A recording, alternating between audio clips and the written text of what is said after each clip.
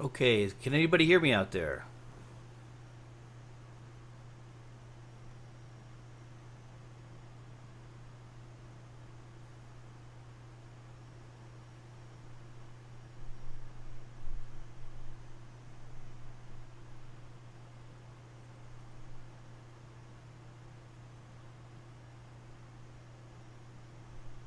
Okay. It looks like there's a little bit of latency. I'm still trying to figure out how this OBS works. Master it eventually, but bear with me on this first try, and we'll get through it. Welcome everybody. Feel free to ask any questions you want in the live chat. We'll be going over anything you guys are interested in talking about. Let me know.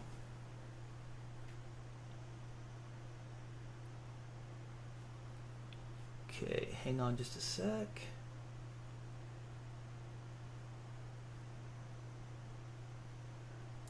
It's asking me to change a bit rate.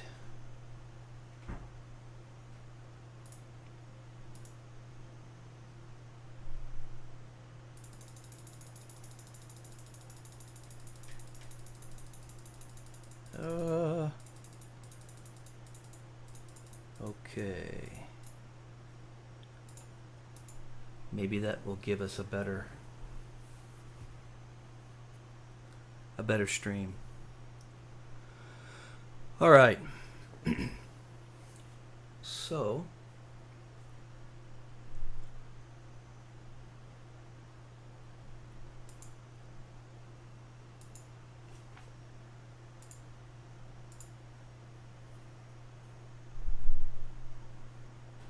let's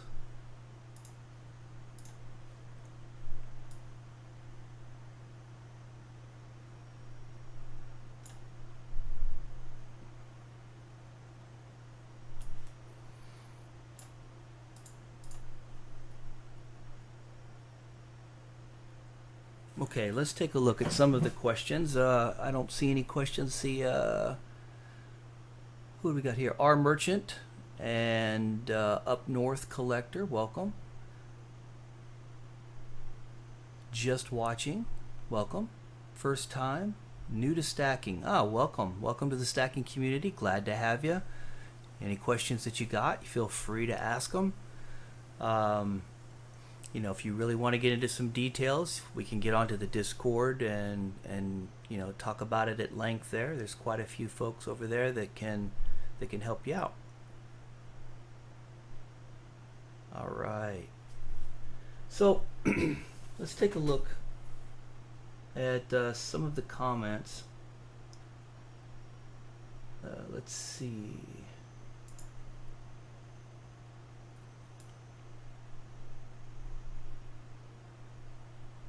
So of course we have the Gilt Dragon.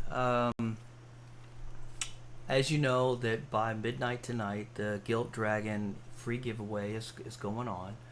If anybody wants to get in on that and get a free shot at the Gilt Dragon coin, please go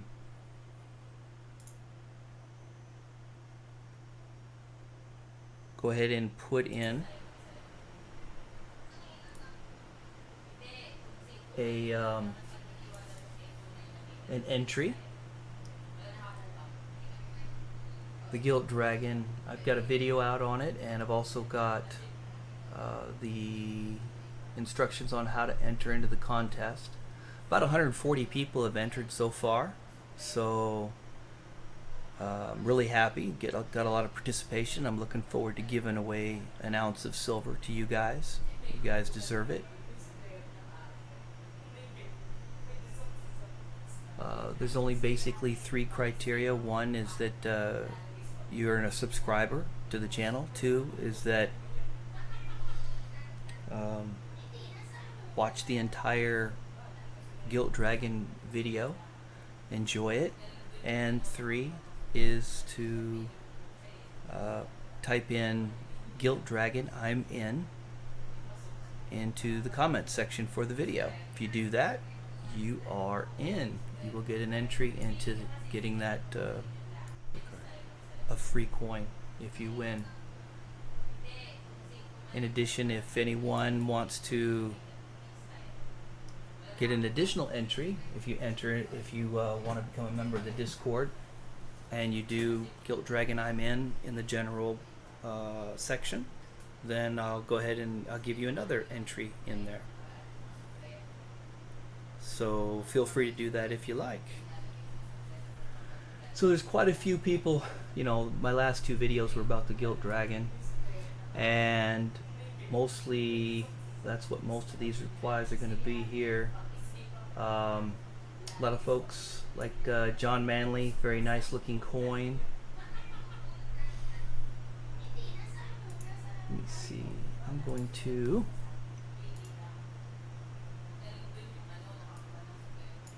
put this comment in.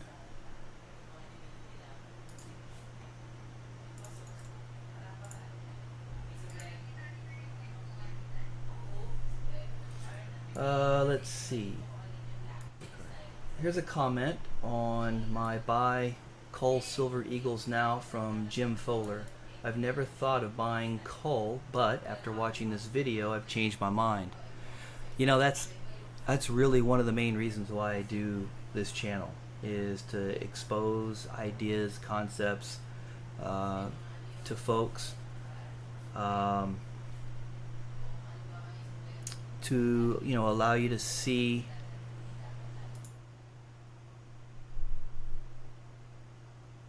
hang on a minute, let me get you on the right screen with this latency. Bear with me. There we go.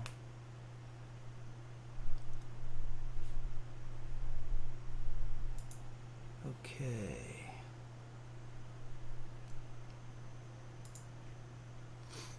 Working out bugs. Let me see. Copy. Let me see if I can fix this.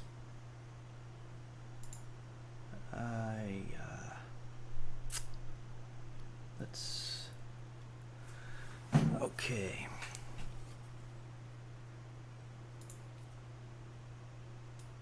Chat box. I'm gonna get this chat box so you guys can see what's going on. Paste. Okay.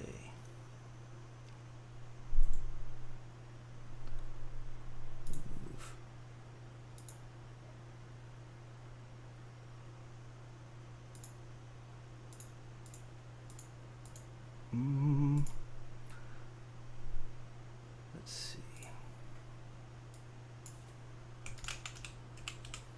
Chat box.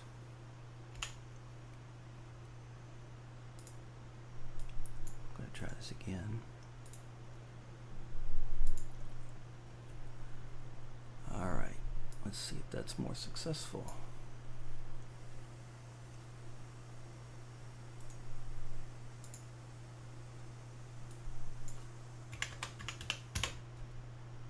Okay. So my question to you is, let's see.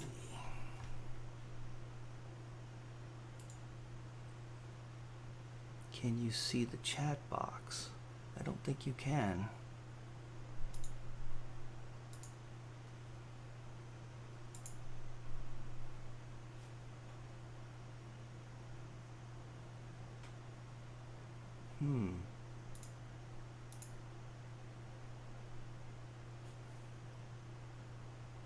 You said you can see the chat box. Stacker 2020 says he can see the chat box.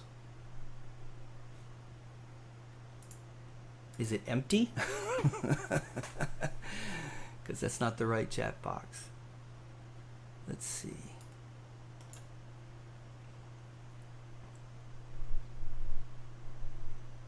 Bowman says I can see it too. Okay.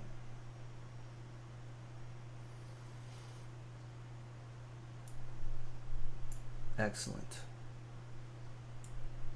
Let me see here.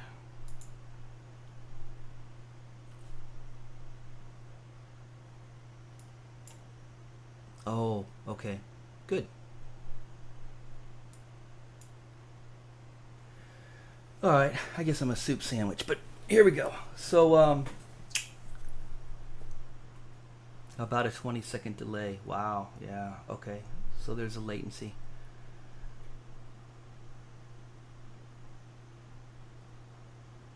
All right, so let's go down. Let's take a look.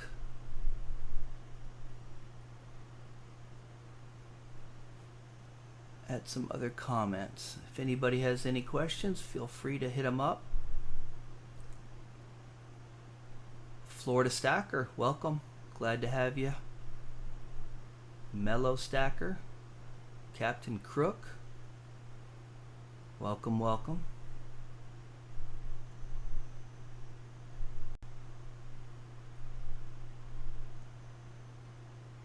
Let's see, we've got Liberty. Gilt Dragon, I'm in. Awesome video. You never disappoint. What an incredible story and presentation. Well, you know, I appreciate that. You should be a storyteller for National Geographic. Well, you know, I wish they'd pony up some money and make me a job offer. I might take it. Very kind of you.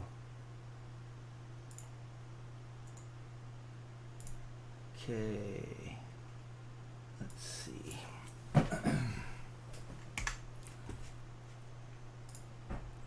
Go ahead and put a response in here for him.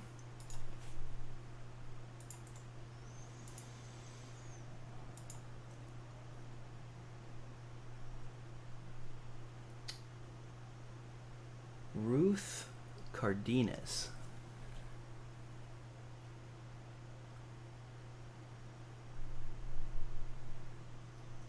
Where are we at here?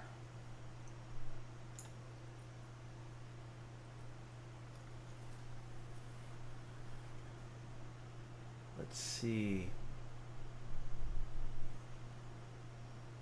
PDX Brewer says this was definitely the best review of the Gilt Dragon Triangle coin I've seen so far.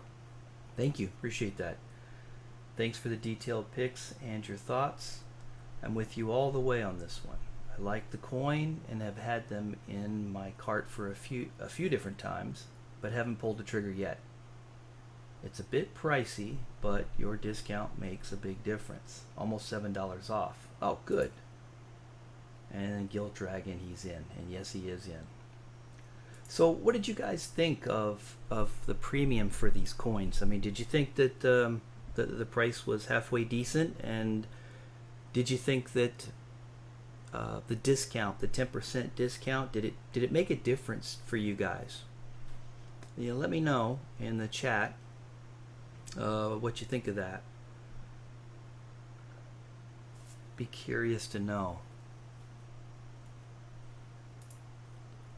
Okay, let me respond to him. Thank you for your comment, kind sir.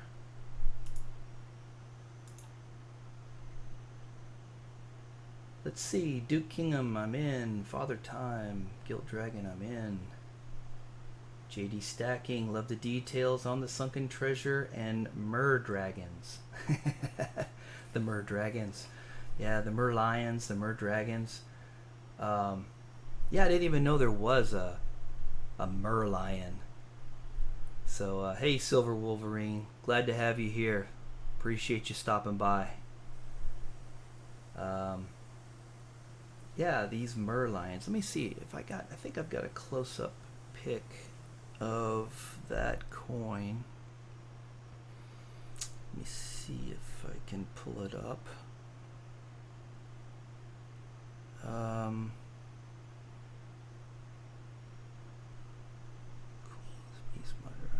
Gilt Dragon. I think it's this one. Yeah. Let me pop up a picture here so you guys can take a look at these mer lions. I thought that was pretty cool, and I was impressed that the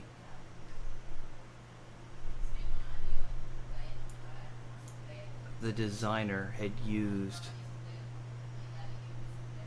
the coat of arms for the Dutch West Indies Company, and he used that as part of the design.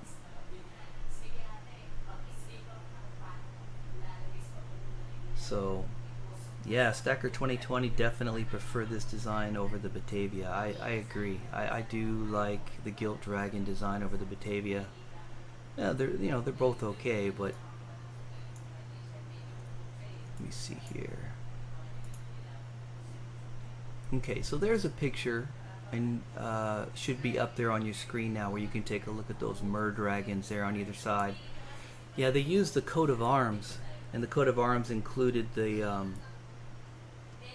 top portion with the knight and the pennants coming out of his coming out from behind the head up there at the apex, and then those merlions on either side of the scroll with the name of the ship in Dutch.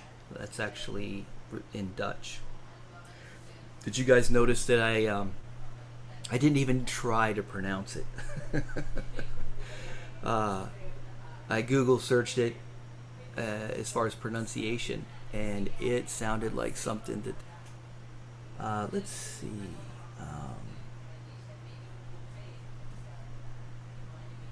so what do you guys think about the flipped and reversed inscriptions? What did you guys think of that?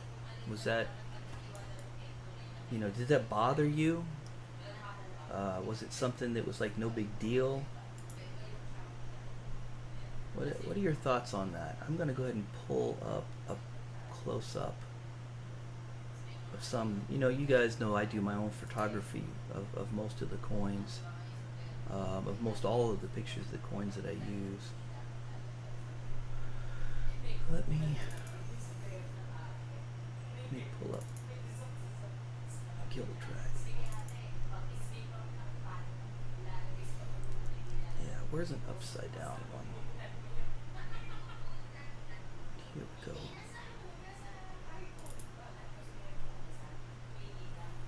Let's put this one here. Let me switch the screen over. Give this a minute. Boom. There we go. So hopefully you guys can see that. Ooh.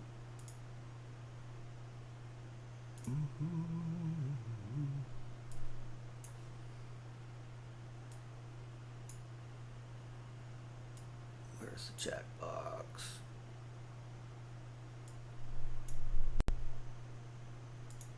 There we go.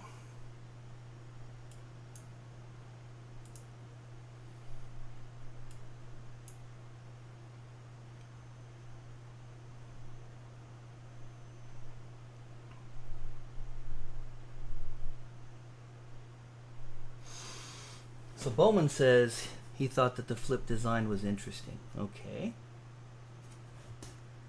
I understand that the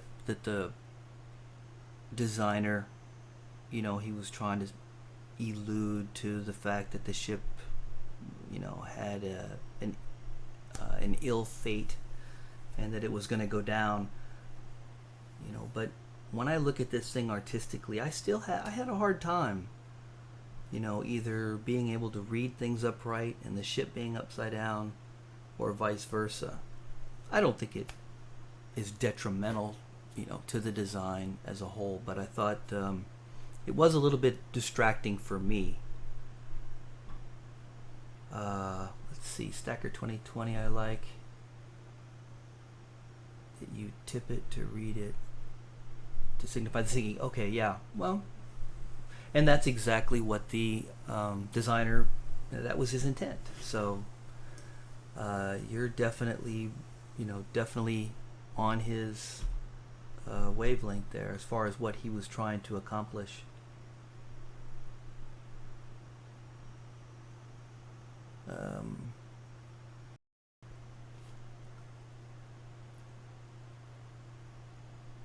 more questions. Come on.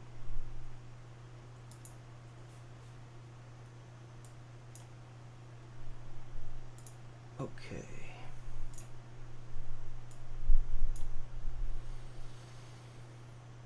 All right, where are we at? Okay, here's one. For love of the page says, and this was about the Aztec calendar silver round.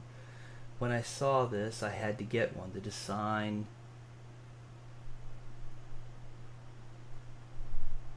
Hang on a minute. I'll let you guys get to the screen first. All this latency is kicking my butt. There we go. The design is amazing and the history rich. This analysis is great. Well, thank you. Appreciate that. What did you guys think of the Aztec coin? You guys like that?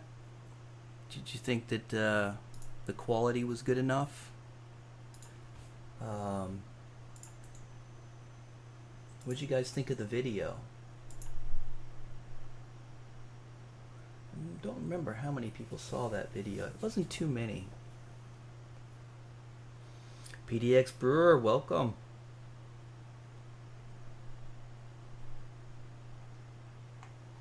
Good to see you on board. You have any questions or comments? Shoot them out. Let me know.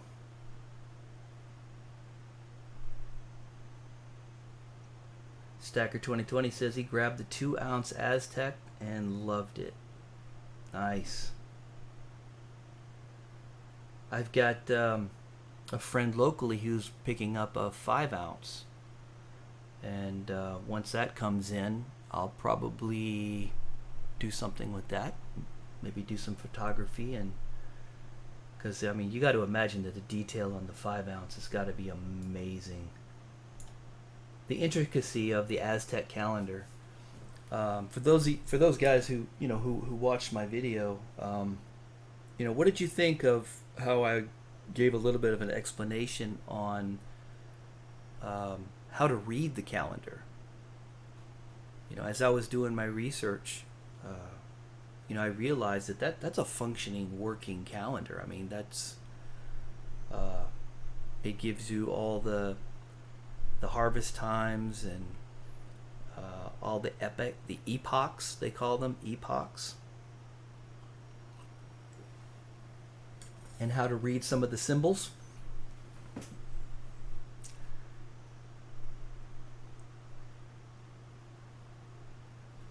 Let's see. Bowman says, I like the Mexican kilo calendar, but the premium is ridiculous. Yeah, well, you're getting a kilo of silver, though. Hey,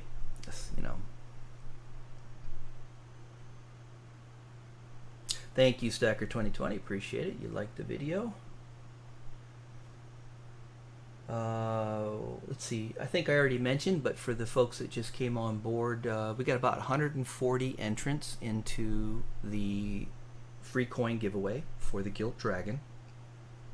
And I appreciate everyone's participation.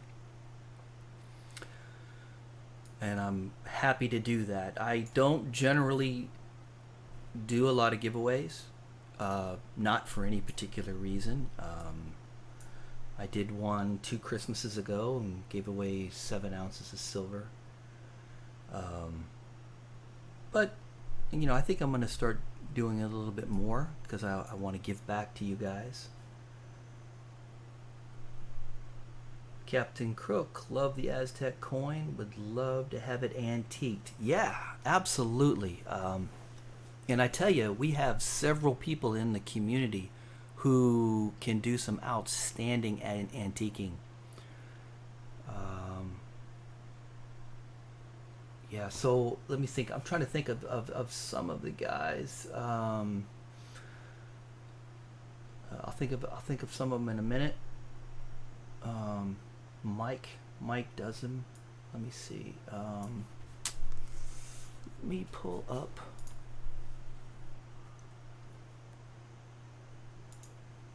Let's see. I would definitely try to get them antiqued if you can. You can actually do it yourself. You can YouTube it and do it yourself. It's a sulfur solution, and you know you can probably figure it out.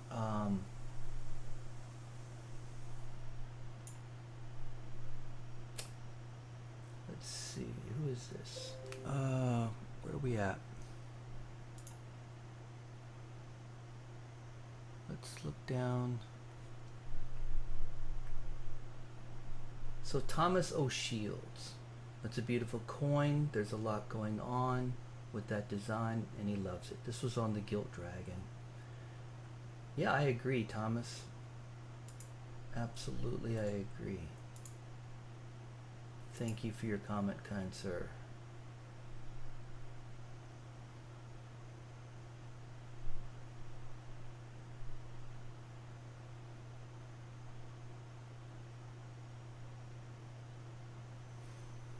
Let's see.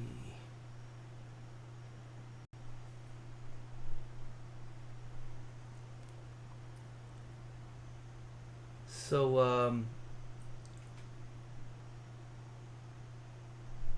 Esoteric 33, Gilt Dragon, I'm in. In my opinion, this coin stands out and above the many products that are increasingly available in the marketplace. All the elements are in place for this series to have long-term successful run. Yeah, I agree for a couple of reasons. One is that there's only 4 in the series. So tell me, what do you guys think of large series like, say, the Panda, or smaller series like the Queen's Beast? Well, I'd call it medium size. Medium size like the Queen's Beast series. Excuse me, yeah. Matter of fact, let me throw something up there for you.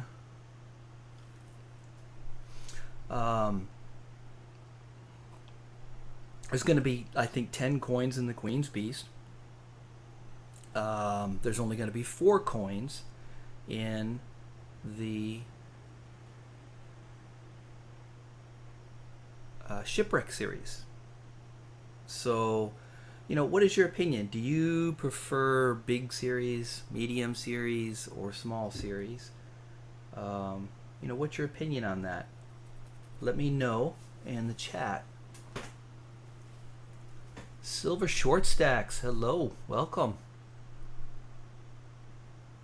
Good to see you here. If you have any questions, fire them away, let me know.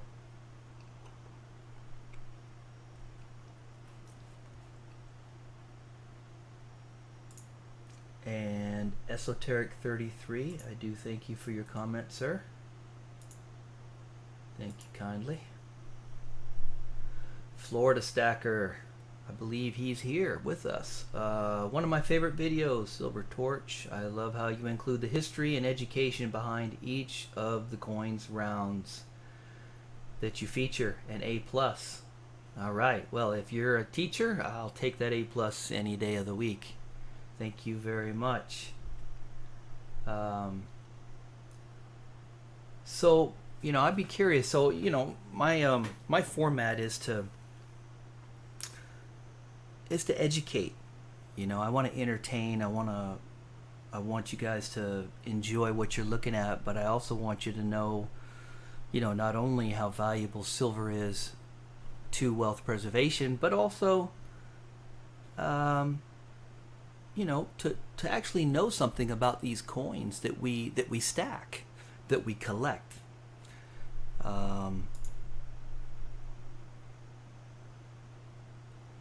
You know, how do you guys feel about that? I mean, are you more interested in just, you know, show me the coin, tell me where to buy it, or, you know, do you enjoy, you know, getting some background and getting some history on the coins, learning, you know, why they were designed, the reasoning behind them, learning something about things within the designs? Tell me what you think. I see here Stacker 2020. I'm not a fan of the pandas. Yeah, you either love or hate the pandas. You know, I wasn't happy when they went from 1 troy ounce to 30 grams, because the pandas are, you know, one of the highest premium long-term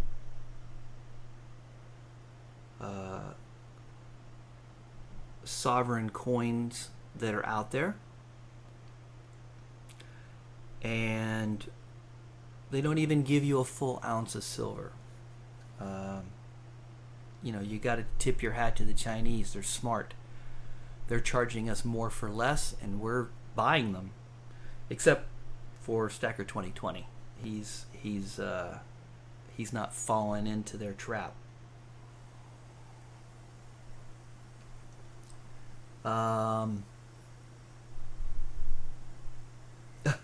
Bowman owns 1 panda and no Queen's Beasts. Oh, okay. So what's the reason you don't like the Queen's Beasts, or that you haven't collected them? Be curious. Let me know. Buffalo Bullion, welcome. Silver Stealer, also welcome.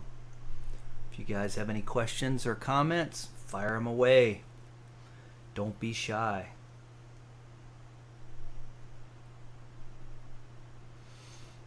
Okay, let's see. I'm going to go ahead and give a response here to Florida Stacker. And Esoteric. Oh, what do we got here? Esoteric 33. Wow, Torch, your macro lens camera shots, editing, and choice of music is on another level. P.S. I'm happy to report. Okay. That he got his channel back up again. Excellent. So you'll be able to add content once again. Well, welcome back to the content producing community, Esoteric 33. I love your content. I'm really happy to see you back again. Yeah, I really enjoy the photography portion of my production. Right, you know, I love to you know, use different lights and shading and crap like that, and just, you know, get the right angle. But I tell you, it takes hundreds of pictures to get a dozen good usable pictures. That's just the way it is. Or I'm just really bad at it and it just takes that many. But I really like to show you guys as much detail as I possibly can on these Bullion products. And you know, based on the feedback, I'm thinking you're appreciating it, so I thank you. Buffalo Bullion says, I went heavy into kookaburras. They're gorgeous. I totally agree. Love the kookaburra series. It's an amazing bird, and the designers have kept it fresh with different scenes and different angles of the bird. I tell you, the one that I really kind of didn't like was the one with the big moon in the background. Now, the kookaburra is a nocturnal. Beyond that, I think it's a really good series. I think almost everything that the Perth Mint puts out is top-notch quality. I'm very appreciative of the quality that they put out. Winning image photography. Well, good time for you to hit the chat there. We're talking about photographs. Please chime in. Let us know. Silver short stacks. But I guess the smaller the series, the more value it could gain. You know, when it comes to value, especially when it comes to speculative value, it all boils down to what people are willing to pay. So it boils down to popularity. Whether it's a series of 4 or a single series of 20. If for whatever reason that one particular coin is hot, then it's going to demand more in the secondary markets, and you're going to have to pay more. So That's a tough one. I'm not sure that being a smaller series by itself is going to define whether it's going to have more value or not. If you disagree with me, let me know. Put it in the chat. Let me know. Talk about it. Jonathan Reese just got here. What did I miss? Not much, brother. Just hanging out, going through some questions, some comments, and addressing questions and comments here in the chat. Feel free to fire away with anything that you got. You do the giveaway yet? No, the giveaway is tomorrow at noon. By tonight at midnight, all the entries have to be received. I'm going to close out all the entries tonight at midnight, and tomorrow at noon I will begin the live feed that will start the giveaway. Every entrant will have a number assigned to their name, and I will show that to you ahead of time so that you can verify ahead of time what your number is, and then we'll do the giveaway. So you have not missed anything. You are good. Winning photography. The reflective surface can make photographing a challenge. Actually, I have found that I use that. I use that to create different colors or different shadows or something on a piece itself. Because a lot of coins have mirrored finishes and frosted finishes, I can play around with that, and sometimes I can get just the right angle where I can really pull out the image that I want from a coin. So, but generally speaking, yes, reflective surfaces give you a hard time. Silver Steeler, do you like peace dollars and or Morgan dollars? I stack bullion and U.S. numismatics myself. Absolutely. I was a stacker. I was a collector long before I was a stacker, and I have a pretty decent Morgan collection.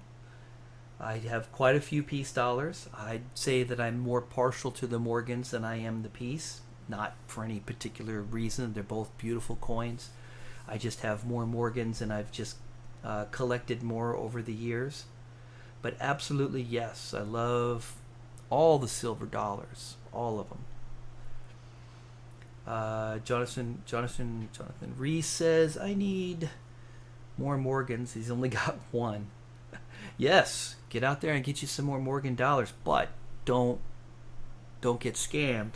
There is a lot of counterfeit Morgans out there, so make sure that you weigh it, check its magnetism, check the diameter and the thickness.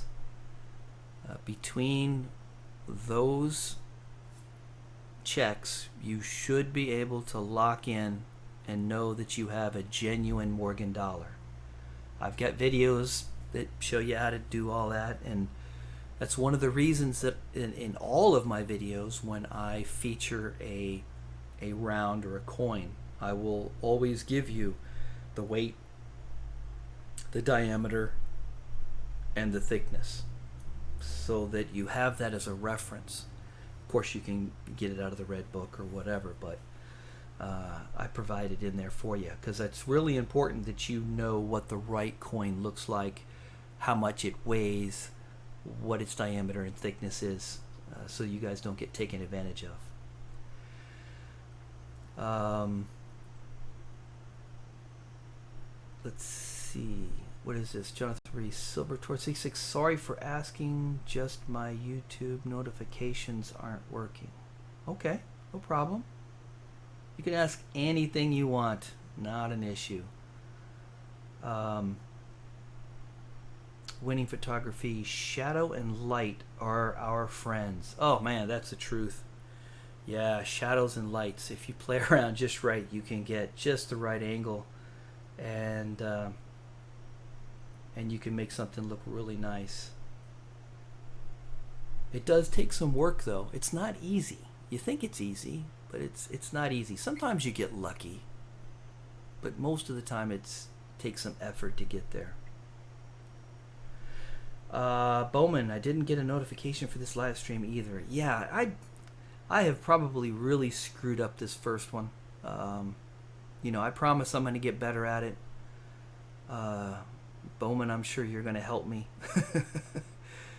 make me smarter on this live stream stuff, and as we go along, we'll get much better at it.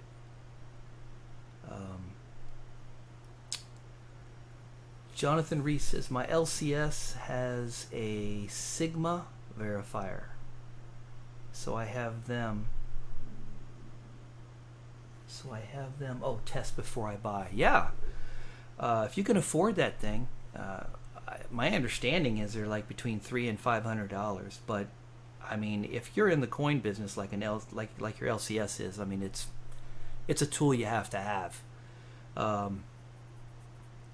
You know, I'm just gonna go ahead and use the measurements and take that $500 and you know, buy me some ASEs, put some weight on my stack.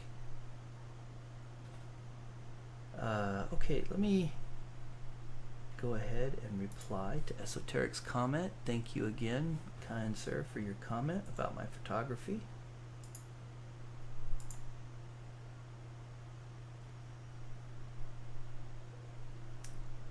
Testing 1 2 3 says, I've been watching your videos for a year or so. Keep it up.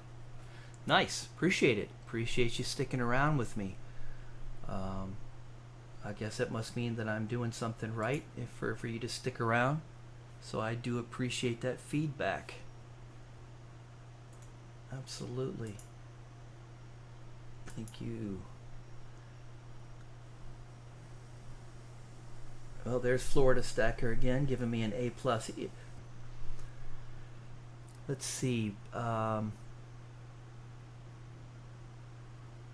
Yeah. PDX Brewer, me too. I only got the notification on your reply half hour. Yeah, me and Bowman were trying to work out all the kinks, and I had to start a new stream. It's my fault, and we'll get it straight. What does it say? A Buffalo Bullion. Mine was 750. You can always sell it when you're done with it. Yeah. You're talking about the tester, right? Yeah. That's. I mean, you know, you get what you pay for. I mean, you know, if you got to have one of those devices. Absolutely. You know what gets me is, you know, we have all of this bullion in Fort Knox, and you know, if you've seen my video on that, you know that, you know, most of us, and I don't believe that it's all there, and some of it that's there is probably tungsten with gold coating, and that the Knox depository, bullion depository, has never been 100% inventoried and never been 100% assayed, meaning verification of the actual silver or gold content, in this case mostly gold, in each of the bars. That's some shady stuff right there. But if you haven't seen my video on that, go check it out. And check out other people's. There's quite a few very good videos out there. I know Salivate did one recently. There's a lot of good coverage on the issues with Fort Knox. Let's see. Silver Stealer says, I've completed the full date mint mark run on the peace dollars, all BU except 34s.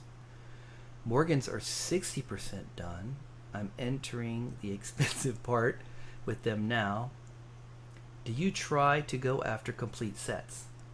Okay. So first of all, congratulations on your peace dollars. That's awesome. There was obviously a much shorter run on the peace dollars than the Morgans.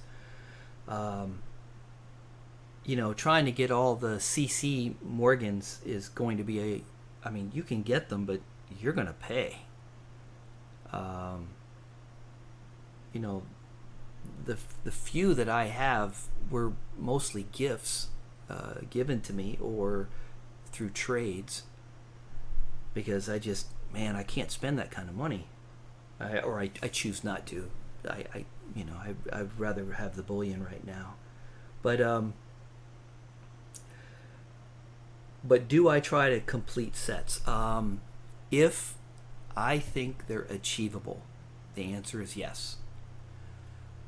I have not decided to try to complete a complete set of Morgans. I just I'm not prepared to do that right now.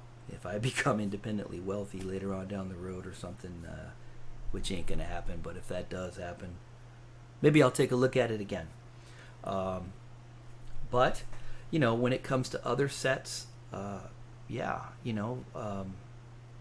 the wheat pennies, the nickels, the war nickels, the Roosevelts, Liberty dimes. I haven't pulled out my coins and really inventoried them in years. They're not even here. I've got them spread out all over everywhere. But yeah, if it's feasible for me to complete a set, I'll definitely jump on it. What do we got? Short silver stacks. I got some silver eagles from eBay. They are real, but they must have been stored in a hot location because they smell like melted crayons. What is the best way to clean them without causing damage? Okay, so first I'd say don't clean them. I would not clean them at all. Not that silver eagles are numismatic. They're not. They're a bullion product. But I mean, unless you're talking about some rare key dates, you're really not going to get any numismatic value out of most of your American silver eagles.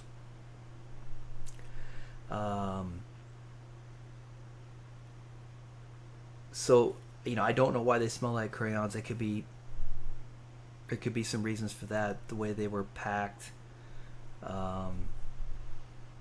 Where did you get these from? I mean, did they come from a bullion dealer, or did you buy them at a yard sale or a garage sale or something? I don't know. I think you said where you got them, didn't you? Oh, you said they were stored in a hot location. Yeah. I'm really not big on cleaning coins. If for some reason it really, really bothers you, and you fully accept the fact that a bullion product is supposed to only get you the melt price and nothing more, then it doesn't really matter what you do to them. You can touch them, hold them, wash them, do whatever you want. But generally, I don't even bother personally trying to clean them. That I'm into like cull ASEs, secondhand ASEs, because you can get the best price for 1 ounce of silver for an ASE that way. I just throw them in a tube and put them away, and I expect nothing more than spot price when it comes time for me to liquidate. But I guess you're asking what's the best way to clean them without causing damage. Okay, so I don't want to ignore your question. So let me answer your question. If you're going to clean them, there's several different things. Very gentle soap, warm soap and water is probably the way I would go. and drying them off very thoroughly, patting them and drying them off with a very non-abrasive towel, maybe even, like well, just whatever. There's all kinds of different kinds of fabrics out there, but but I'd say hot soap and water to answer your questions. I don't want to evade your question. Warm soap and water is the way I'd go. Let's see.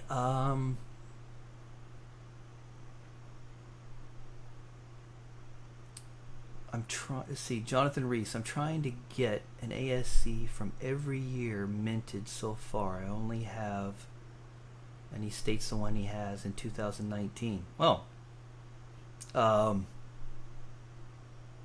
I've got several. If you want to do some trades, let me know. I can fill some of these gaps for you, because I don't try to collect the set. Silver Steeler says, I got no illusions on completing the Morgan run myself unless I hit the lottery. Yeah, brother, I hear you. I just want to see how far I can get. I get where you're coming. Okay, yeah, so would I love to have a complete set of Morgans and have them on display? You betcha I would. But like you said, it's just really not a reality for most of us normal people.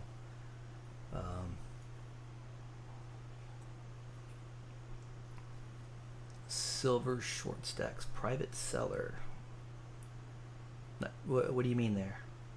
Maybe I'm catching the tail end of a conversation you're having with somebody else. Stacker 2020, if they're in a tube, take them out into another container with an open pack of bicarbonate of soda for a few days. Might deodorize them. Got it. I can't see. All right, so there's another technique for you.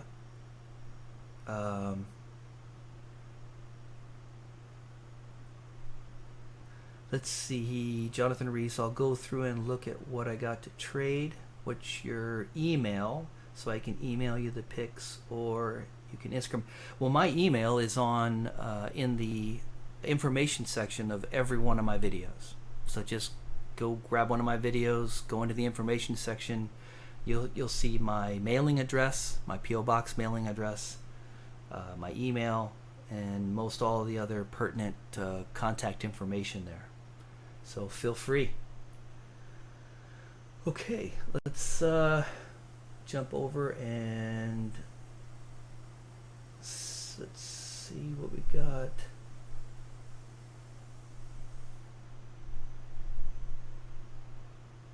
Mr. Sting 17, Gilt Dragon, I'm in. You've done a great video again. As it began, I thought I was watching a Hollywood movie. Cool. Yeah, I love that kind of feedback. That's what I was shooting for. I was, I was looking to entertain, and to give something more than than just the facts, and give you a little something that you can sit back and enjoy. So thank you very much for your comment, kind sir.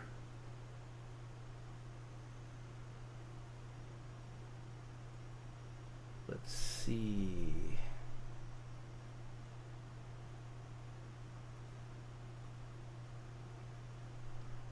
Jonathan Reese, you're pretty active in the chat, and here is your comment. Gilt Dragon, I'm in. I'd be lucky to win and would love to add it to the collection. Still don't have the Batavia. Only thing I don't like are the flipped and reversed lettering. Well, Jonathan, I'm with you on that. I do like the coin, and I will collect them all, but I'm not a real big fan of the flipped and reversed. But the Batavias are still available, so you can get them. And they're not too outrageously priced. Don't forget, if like Atmex and JM and SD and all these guys, if they run out of the coins, or if you place a big enough order, they still have a lot of the coins. They don't sell out as quickly over there as the dealers do stateside. So, I did that with the Swan, the Australian Swan. I couldn't get the initial. I couldn't get in. They sold out so quickly. And then the secondary market, they wanted crazy amounts for them. So I ended up going to LPM to pick up the Swans from them at a good price. Paid a little bit, had to add a little bit to the premium because of the shipping. The price of the coin was very reasonable, but I have to calculate in the shipping. But either way, it was cheaper than trying to get it on the secondary markets here, at least for that particular coin. So just keep that in mind as a tool, as a resource. Let's see.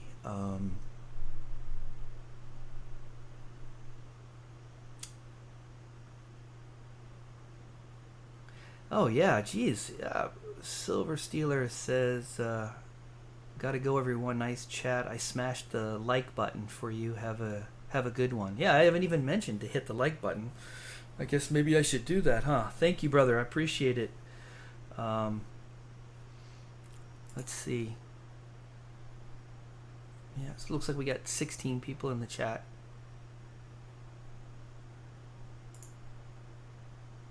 I think. And 13 likes. Thank you. Appreciate it. We're going to get better at this, I promise. See ya. PDX Brewer. Take care, brother. Have a good one. Tori G. Welcome. She says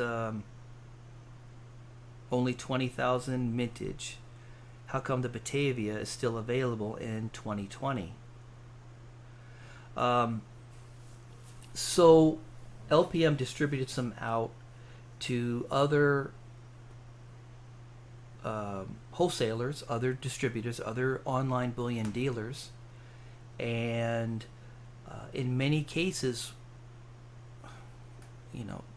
they have strategies where, let's say they get 1,000 coins, and they'll put like 500 on the market immediately, and those will be gone, and then they'll take like another 250 and they'll hold them for a month or so, thinking that the premiums are going to go up, and then all of a sudden they'll dump those on the market, and they'll kind of play games like that. I'm not saying all the dealers do that, they don't, but many of them use these kind of tactics to get the maximum premium. I'm going to have to pay a little higher premium, or like I was saying earlier, I don't know if you're in the chat at that time, but some of the overseas bullion dealers like LPM and some of the others, they will still have them, and you can pick them up with a little bit of a shipping charge. You can pick them up overseas.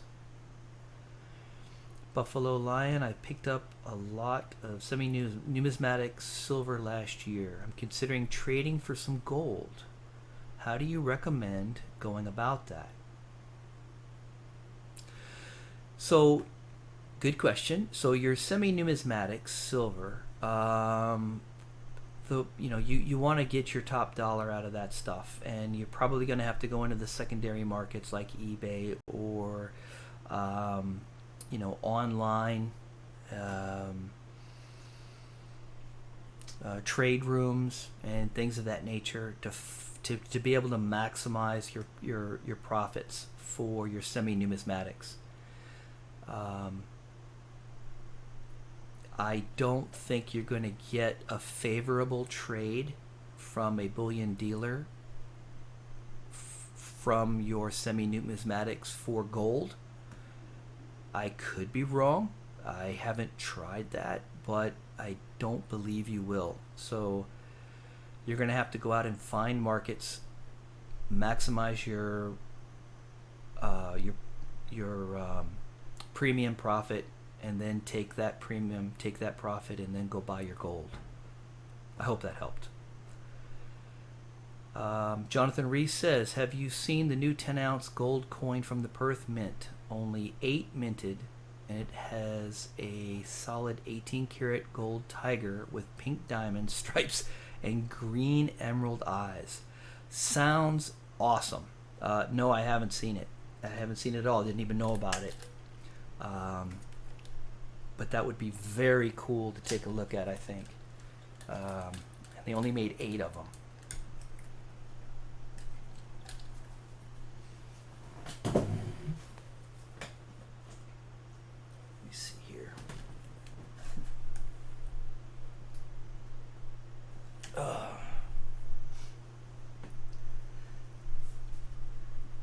What do we got?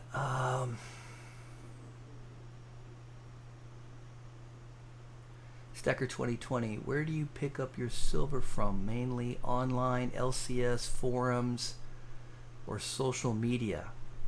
All of the above, but depending on where I get the best deal, I would say that for me personally, most of my silver comes from online dealers. But I've picked up pieces in all of those different venues. So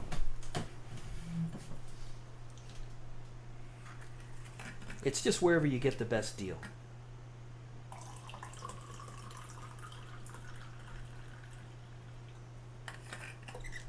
Is there anybody in the chat from across the pond? If there is, let me know. I know that it's the middle of the night over there, so I doubt that there is. But sometimes, you know, it's a weekend, there might be a night owl or something. Let me know if you're from across the pond, will you?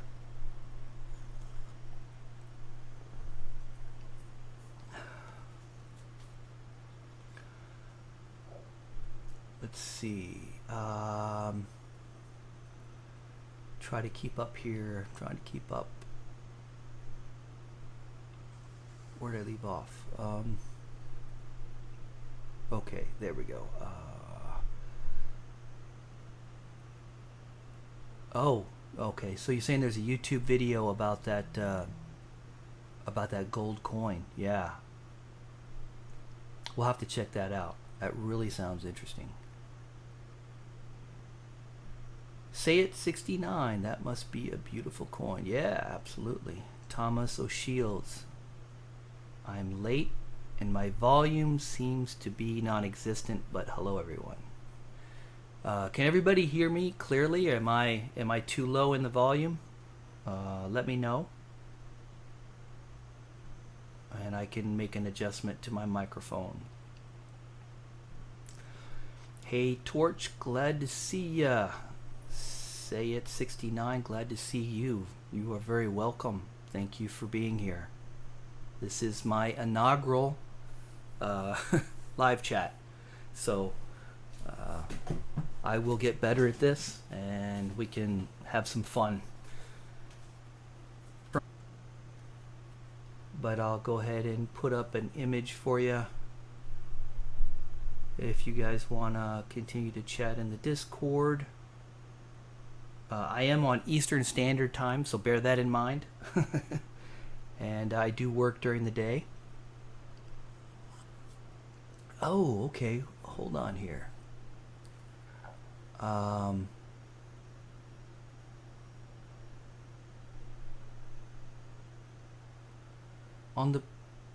Okay, Buffalo Bullion is on a plane headed to Florida.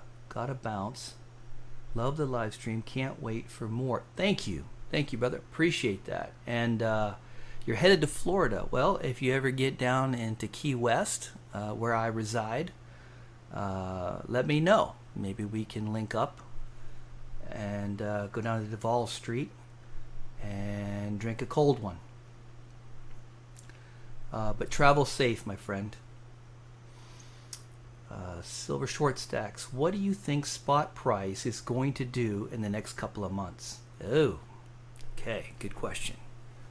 So, spot price, I'm assuming we're talking silver. Spot price on silver, right now, if anybody thinks that they can forecast the spot price of silver, I think you're fooling yourself. Spot silver is still a very manipulated market. There are more enforcements. They are enforcing the laws more to try to minimize it.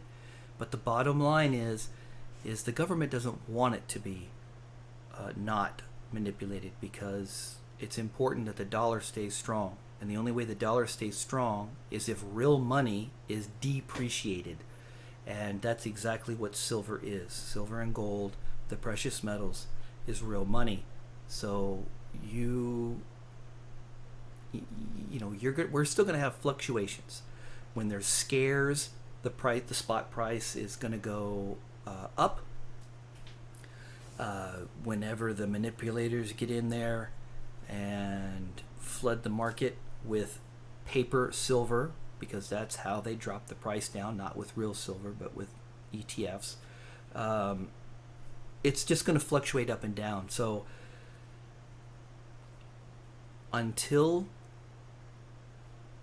my opinion, this is strictly my opinion, until we have the monetary reset or the revaluation or whatever it is that's going to happen with the US dollar, I don't think we can depend on spot price for precious metals. I think the corruption and the manipulation has to stop first. The dollar, when the dollar dies or gets revalued, or we move to a different type of currency, whatever the case the future holds for us, it's at that point that the true value of our precious metals is going to be revealed. And that's what we're holding for. We're holding for that time.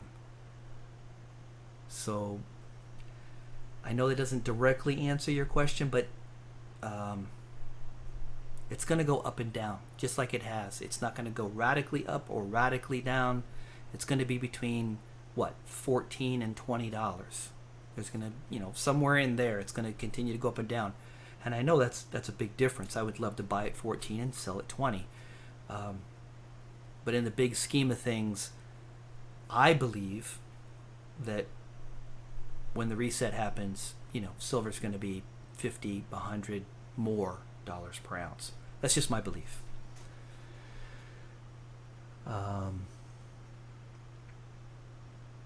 Stacker 2020 is in Hungary. Excellent. So it's the middle of the night over there for you, right, brother? You're a night owl then. Let's see. Tori G. Spot price won't go over $20 an ounce this year. I would agree with that. I don't think we're going to see any radical price changes until the dollar does its thing. Lives out its course. Bowman says volume is good. Thank you, Bowman. Appreciate it, brother. Say at 69, probably around $19 an ounce. Don't really see it going up much more. It's around 18 over the next couple of months. Can hear you perfect, Torch. Excellent. Thank you for the feedback. Appreciate it. And yeah, I totally agree with that. I think silver is going to bounce between $14, $15, and $20 an ounce. If it goes below that or above that, that's going to be a red flag. That's going to make me pay attention. But I'm not going to freak out.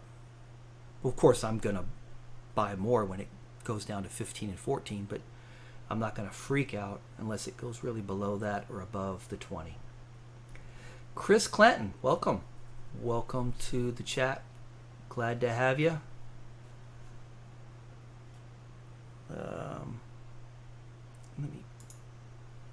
Let's see. Thomas O. Shields. I checked another video to make sure. Oh, for the volume thing, I'm assuming. Tori G says, if you look at inflation-adjusted charts, silver went significantly over where it is now. Where it is now once was. Yes. So well, that's the whole reason that we stack precious metals, is because it is immune to inflation. The value of our precious metals is the value of our precious metals. You know, generally speaking, the same thing you could buy with an ounce of silver in 1933 or even 1913 is the same thing that you can, same value of product that you can buy today.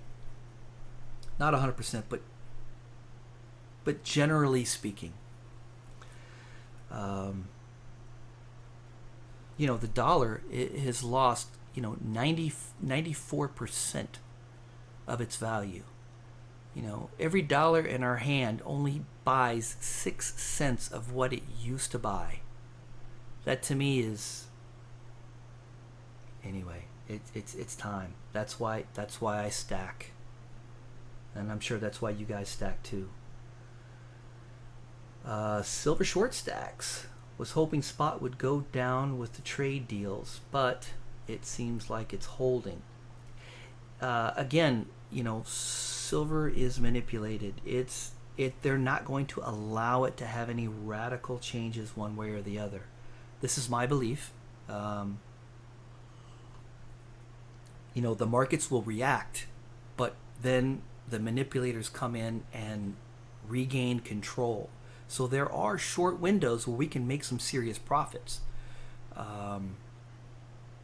But man, you really got to be paying attention, and you got to be lucky, because nobody can call the top or the bottom of a price, of a price range. It's just, even the best people in the markets will tell you that.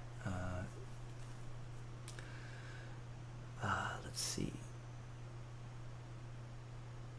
It's just phase one of the deal, doesn't mean anything. Yeah, Bowman, I totally agree.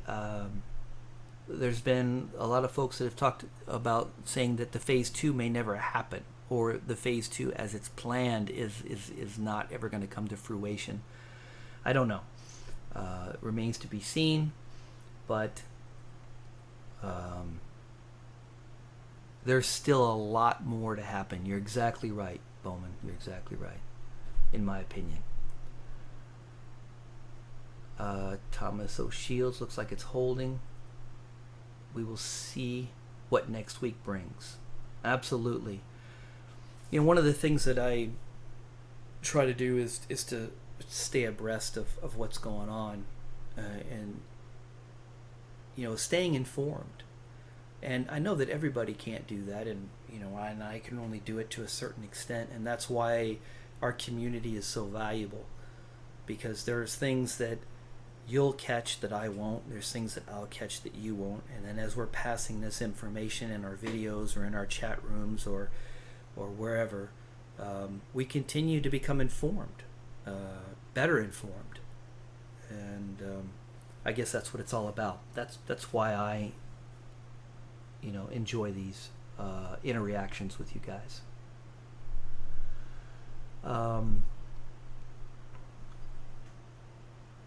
For artistic design, welcome.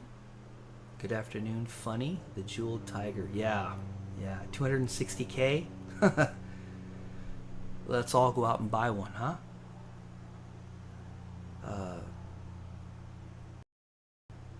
Bud Silver, hello, welcome. If you have any questions or comments, fire them away. Don't be shy. Lance Harrison, hello, sir. I hope it goes back to 14 per ounce so I can stack more. Heck yes. I look for those dips, and I do buy on the dips. you know, dollar cost averaging is fine to also, you know, that's probably the safest way to go. But I actually, you know, I like to buy on the dips. So, and because the silver market is so predictably unpredictable, you basically know that if anything is under $16 an ounce, it's not going to go below 14. So, you know, so I buy between 16 and 14, and I usually try to hold off on my purchases from 17 to 20. That's very rough, you know, but that's generally the way I look at the silver market, at least for the last 10 years, maybe longer.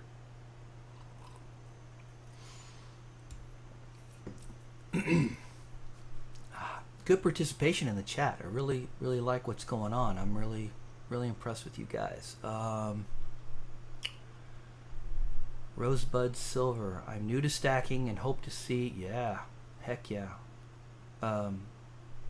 Really great to see people say, you know, they're new to stacking.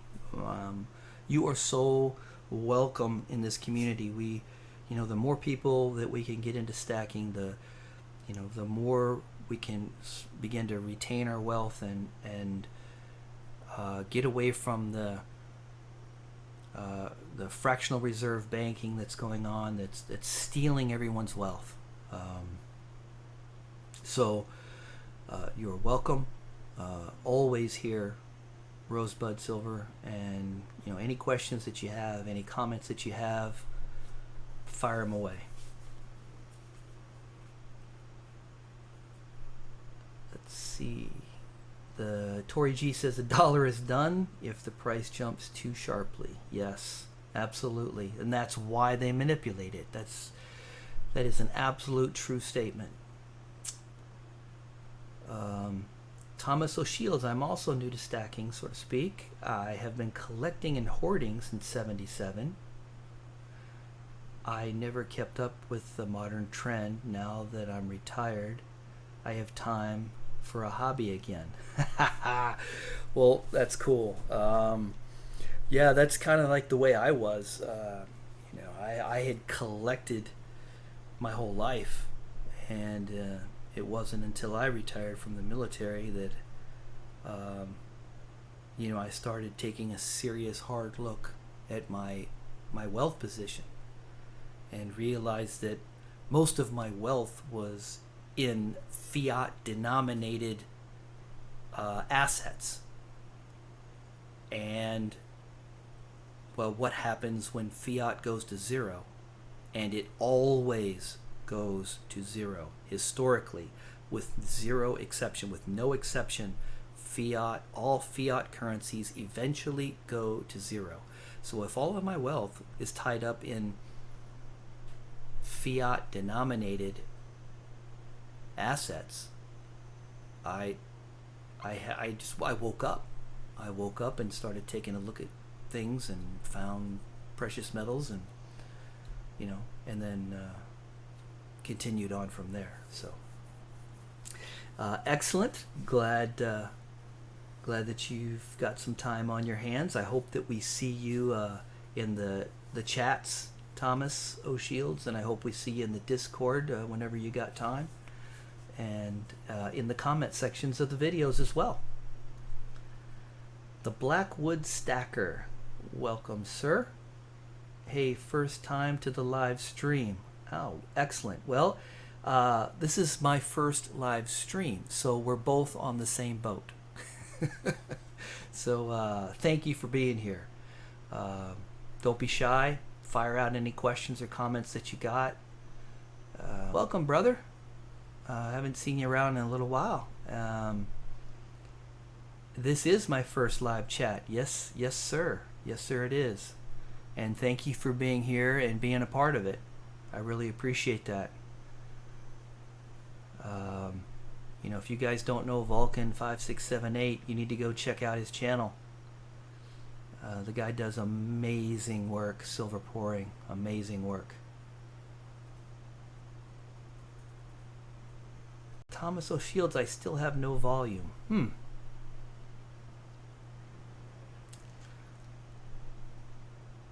Okay, Tori says volume fine here. Good. Let me swing over to some more of the comments while you guys come up with some more questions for me. Let's see.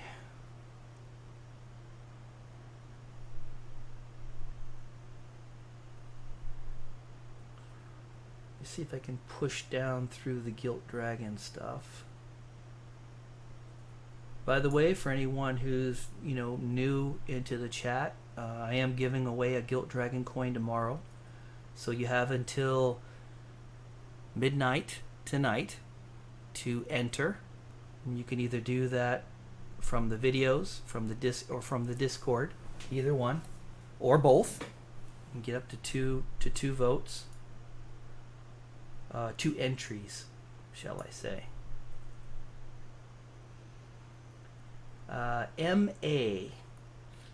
says, Gilt Dragon, I'm in. Love your videos. The very first video I've seen of yours, I subscribed. Not many channels like yours. Thank you for your hard work. Well, thank you, M.A. I really appreciate that. Believe it or not, getting that kind of feedback is what keeps me going.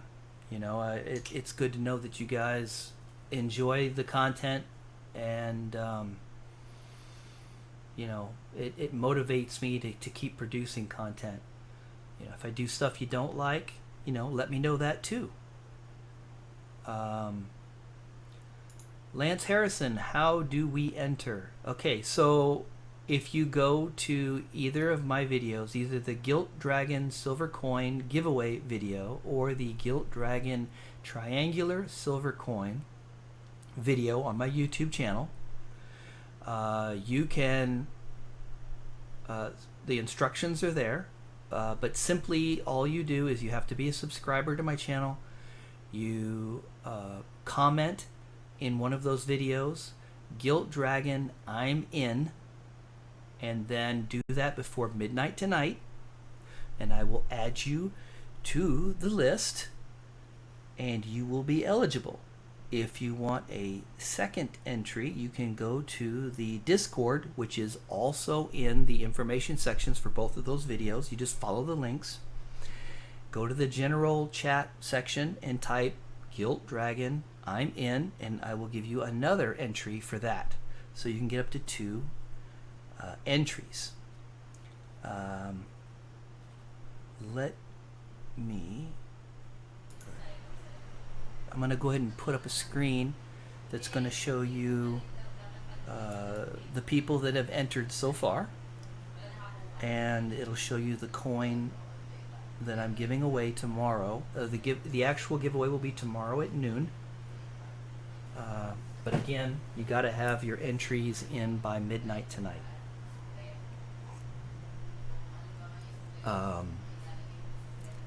At the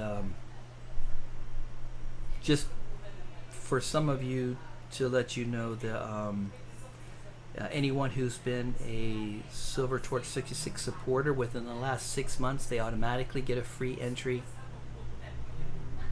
And I am also going through like the past 60 days worth of comments on my videos, and the people who I feel are the most active in my comment section, they're getting a free entry in as well. So it's possible for people to have as many as 4 votes, but no one will have more than 4 votes. Okay, let's see. Hopefully that answered your question, Lance.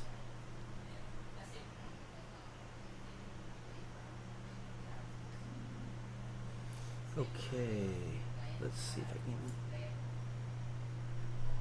find some comments here. Sterling Cannabis, Gilt Dragon, I'm in only if I win.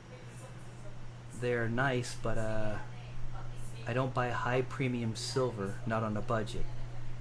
Absolutely agree, Sterling Cannabis. I don't think we should be buying any high premium silver if you are on a tight budget. You want the closest thing to spot that you can get. Maybe you can flip down the road or just keep in your collection just because you like it. But I recommend for most people to stay away from high premium silver. Unless you're a well-established stacker. That's just my advice. But Sterling Cannabis, thank you for your comment. Much appreciated.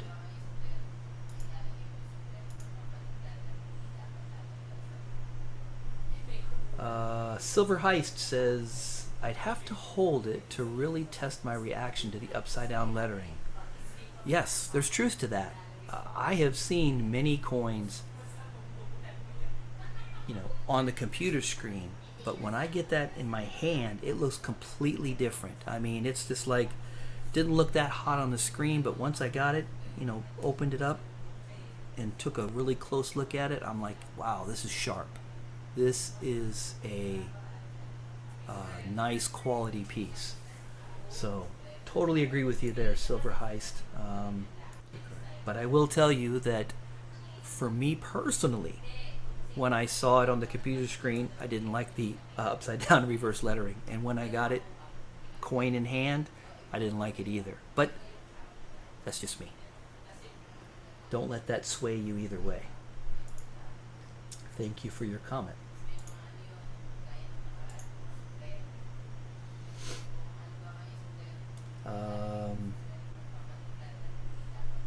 Bob A says, Gilt Dragon, I'm in. That triangle coin is beautiful. I don't care for the upside down date.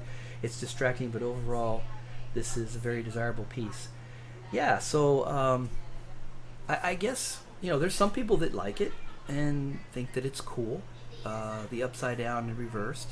And it's supposed to basically give you an idea of the ship's ill fate. That it's going to sink. So I get it. But thank you, Bob A, for your comment. Much appreciated. And of course, you are entered into the contest.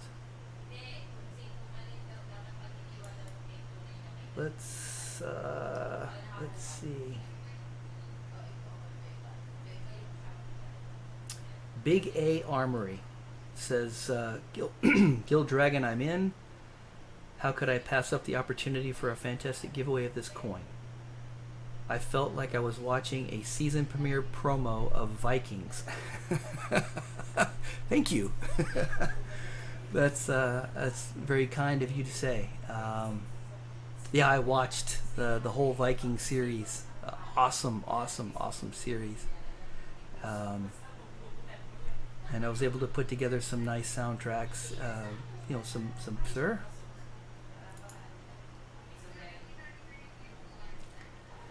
Let's see, anything over here?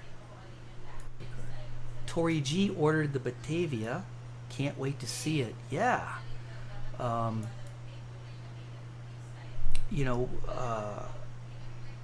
Both are extremely sharp coins.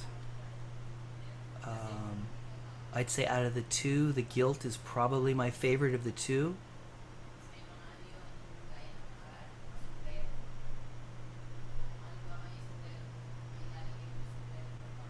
But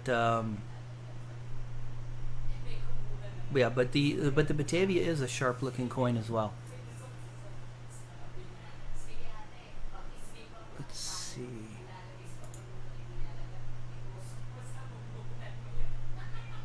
If you guys receive any buffering issues, let me know. I'm getting a little message here from YouTube saying that it's not receiving enough. That maybe my settings aren't right. I don't know. Give me some feedback if you're having any issues out there so that I know what's going on. Appreciate that. The Backwoods Stacker. What is the best low premium silver that you can get personally? I'm able to buy 90% for melt value from my LCS.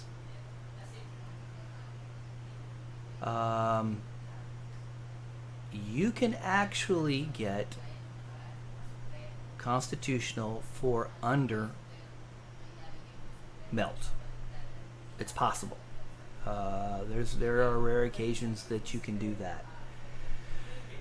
As a matter of fact, I had just posted on the Discord a dealer that I believe it was nickels. I believe it was the 35% silver war nickels that they were giving under melt.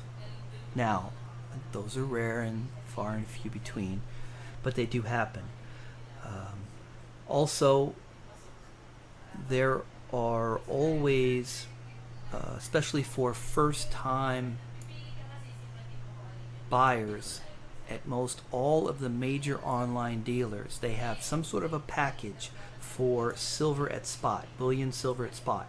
Sometimes it's 10 1-ounce rounds at spot if it's your first purchase with them, or maybe it's a 10-ounce bar. And I did a video going through all of the ones that were available at the time, and I believe it was about, you know, if you had never bought a single ounce of silver from any of these bullion dealers, you could literally get about over 50 ounces of silver at spot. So so there you go. You know, that's 50 ounces at spot. But you know, if you keep your eyes open, and if you're in the Discords, and if you're watching the videos in the community, everyone is really good about immediately saying, hey, so and so's got a sale for, you know, X amount of silver for spot or whatever. You know, just stay tuned and you'll find those good deals. So I hope that answered your question.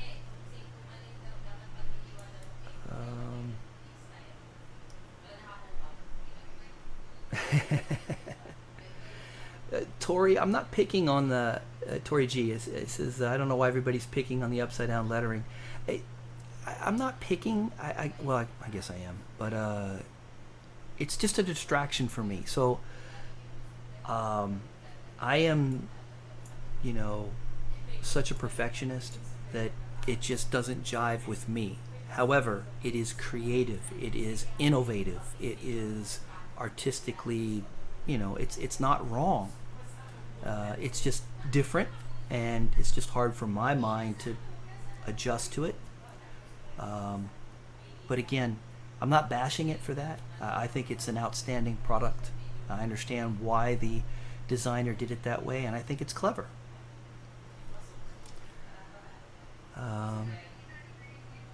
Okay, so Jonathan Reese says, what's with the names on the left and the different letters next to them? So, to enter this contest for the drawing for this coin, there's basically 4 different ways that you can get an entry. One is to make the comment in a video if you're a subscriber. That's what the V next to the name means. If you can also get an additional entry by going to my Discord and making the comment, Gilt Dragon, I'm in, on the general chat topic, and that's how you get a D next to your name. And then I have the individuals who are Silver Torch66 supporters, and they have an S next to their name. I give them, if they've supported the channel in the last 6 months, I give them an automatic entry. And then the very last portion is has a C next to their name, and that's for comments. And these are the people who I chose 10 people who I felt were the most active, and I gave them a free entry in as well. That's the blue section. So I hope that answered your question.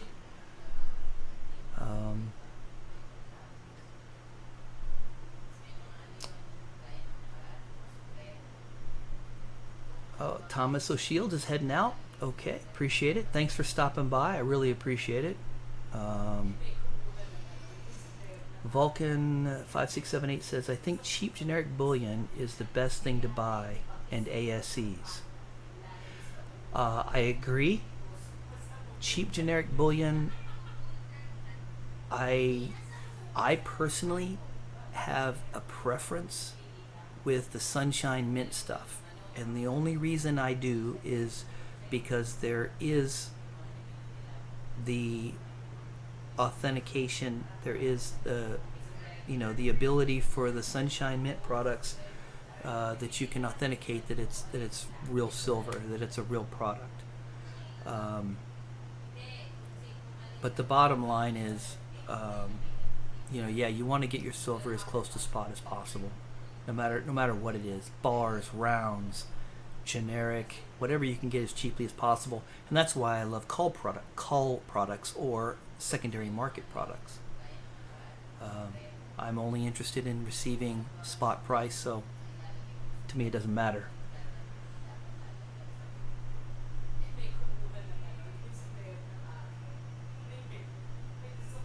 Yeah, Tori G says, I'm gonna have to get all the shipwreck coins now. Good thing there's only 4.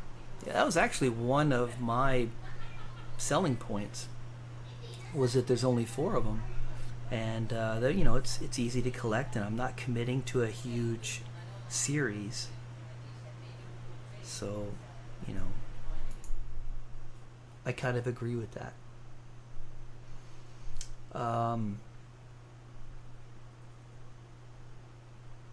Let's see.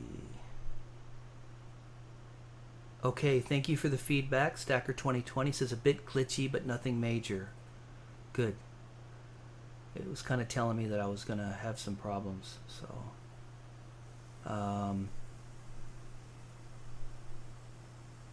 Vulcan5678 says, I just sold all my gold and I made a killing.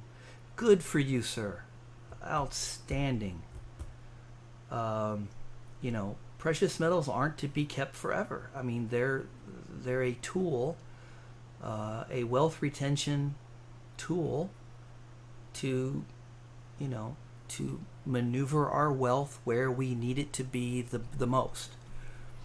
And if you made a killing, that means you did good. So, congratulations to you, sir.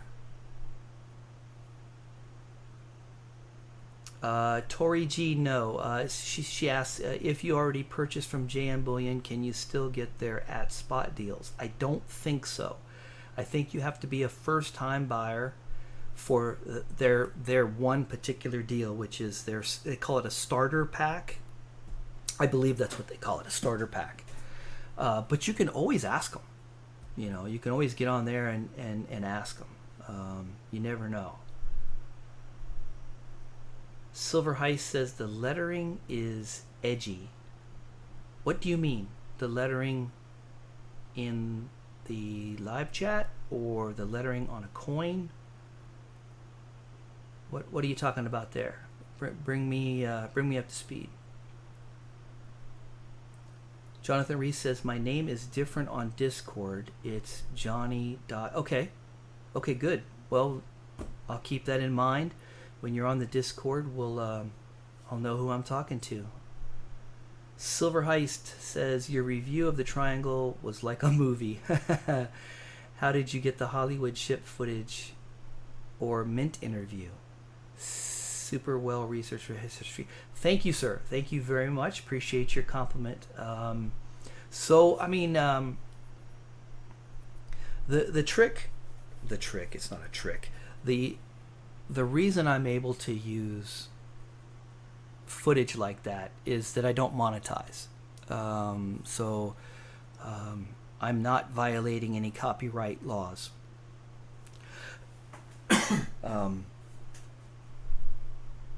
So I can go and I can download some video, and I go in and I edit it out and grab the little scenes that I want and I tuck it into my videos. It's a lot of work, but I enjoy doing it, and hopefully you guys enjoy it too as well, based on your feedback. So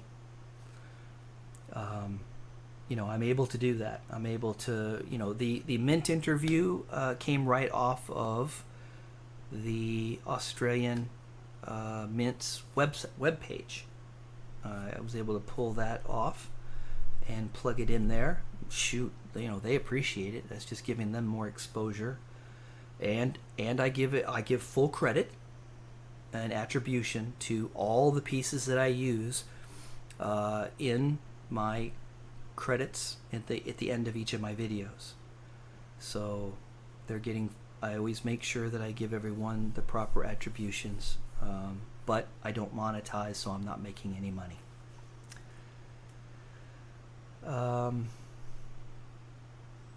Jonathan Reese. So if I get an extra entry for commenting on the video and on the Discord, remember it's the same person.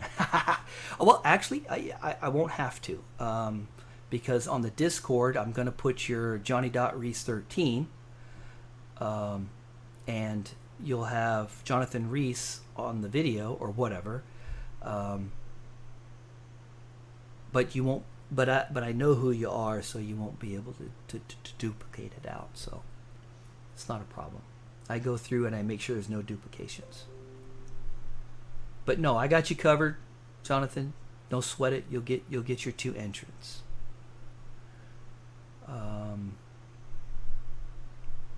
Vulcan 5. You still have all your silver? Yeah, absolutely.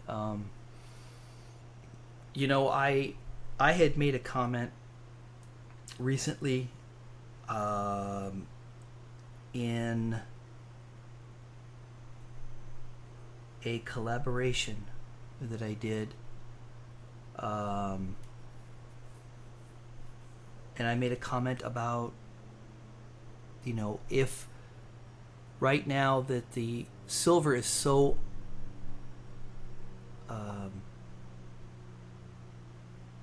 undervalued, that if I had any gold on hand right now, that I would be selling it.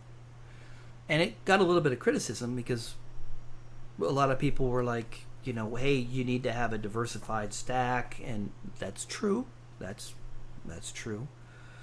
But, you know, if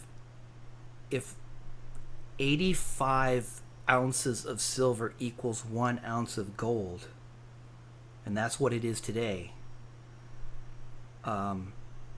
I personally would want to sell my gold now and buy 85 ounces per ounce of gold now, because I believe firmly that ratio is going to come back down. I think eventually it's going to come way down, but even if it goes from 85 to 1 to 50 to 1, that, you know, and then I turn right around and buy my gold again at 50 to 1, look at how much more gold I'm going to have.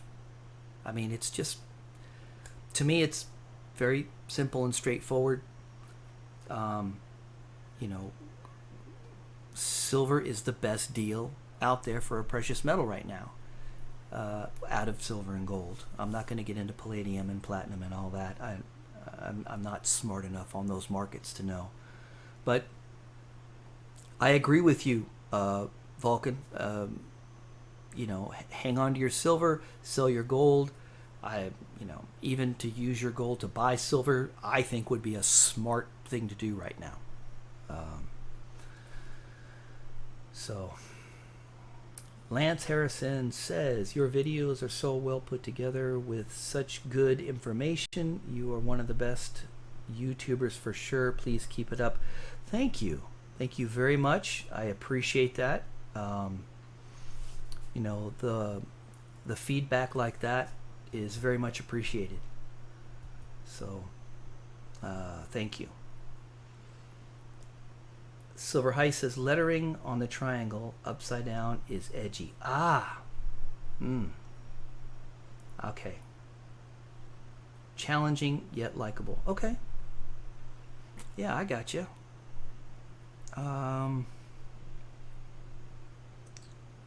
Let's see.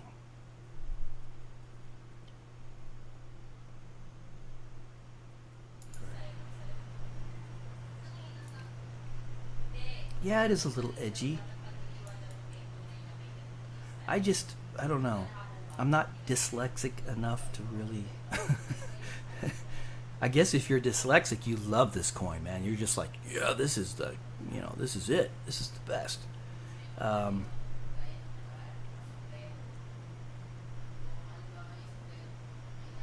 But, it's all good. Let me see.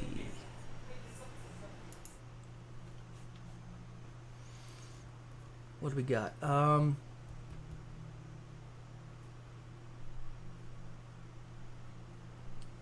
They didn't give me any.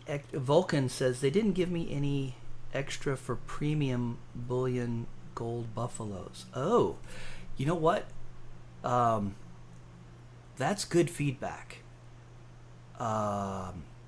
Did you happen to do a video on your selling of your gold? Because if you did, great. I'd like to go watch it, and I'd recommend other people watch it as well. If you didn't, you might want to do that. So many of us are buying our precious metals, but we're not selling for obvious reasons. It's not time to sell our silver. And, there are a few people that have to sell their stacks for one reason or another, or a portion of their stack, and it's part of their strategy. I get it. But that experience and knowing that you didn't get any extra premium for your buffaloes. Now remember, the buffaloes are 4 nines, not 3 nines, but 4 nines. So, the buffalo was America's attempt to match some of the more pure bullion out there, also to meet LBMA standards for bullion purity, because the American Eagles don't meet the international purity content criteria for the LBMA. So that's interesting. Excuse me. Excuse me. So that's interesting to know that for America's most pure gold coin, you got offered no premium. Very, very interesting, sir.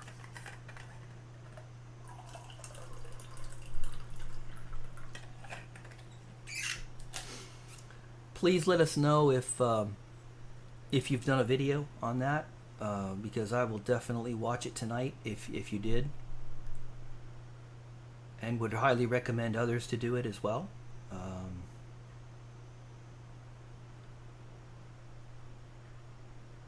Jonathan asks, whatever oldest coin in your like what is the oldest coin in my possession right now? Wow. That's a good question. I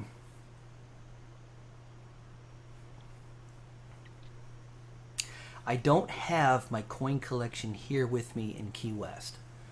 And I haven't gone through my collection in quite some time. I spent a decade over in Korea and just got back to the States going on a little less than 2 years now. So I really haven't dived in there to see what's my oldest. I know I've got 1,700 coins. Not sure exactly which ones. I probably should know, but it's just been a decade since I've looked at them. So I apologize, but I'd say I've got stuff going back into the 1700s at least. Good question.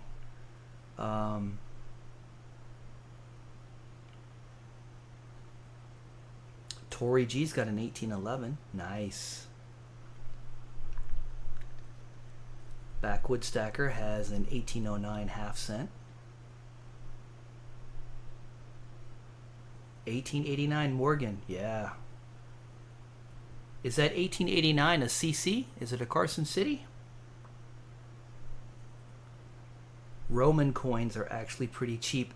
Yeah, you know, I've heard that. I don't personally own any Roman coins, but I've been told that yeah, you can pick them up at a very reasonable price, and that they are depending on how much silver they have in them. Also, remember, Rome did the same thing that every nation does with their money.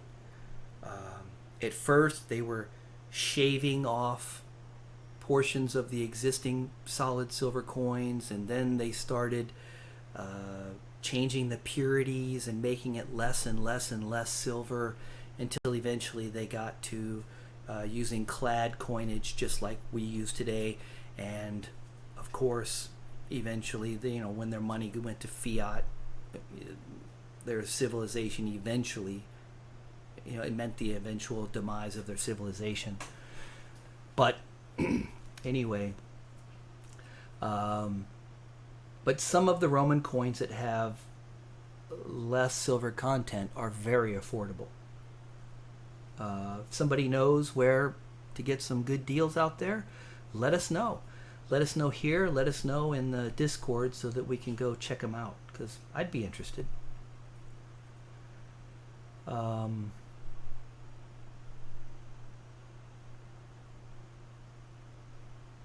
Silver Highs, thanks for the live stream and the continued great contest. 20F here if I need to stack firewood. Okay. Thank you. Says it 69, a 1715 old shipwreck coin off the coast of Vero Beach. It was a gift from my wife's brother-in-law. Wow, nice. It's an actual shipwreck coin. So was it a piece of 8? Says it 69. Was it a Spanish? Because if it's off Vero Beach, I don't know. That's a lot of Spanish ships went down. Be interested to know that.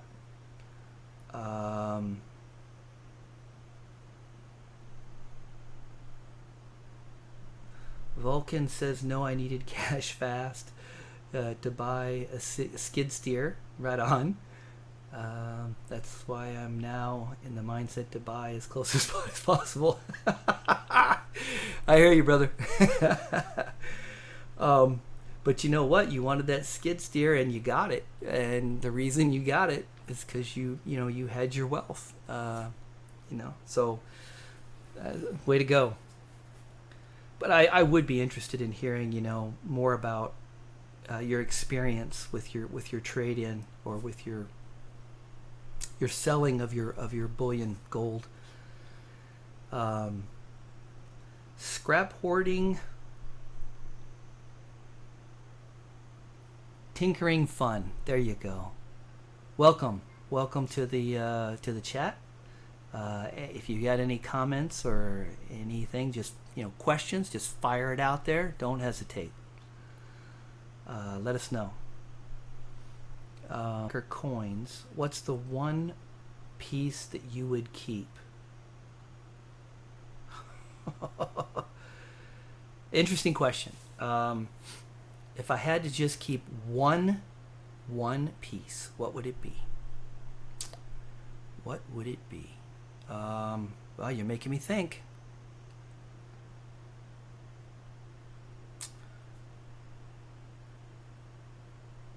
Well, I would say off the top of my head, it would be my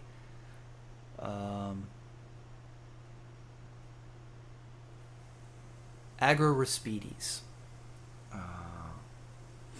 which is the Silver Shield series. But the Agrarispides, I have a proof Agrarispides, and the coin is beautiful. I mean, the round is beautiful, but it's kind of what it represents. I'm an old retired soldier, and I kind of associate with that, and that would be the one that I would keep.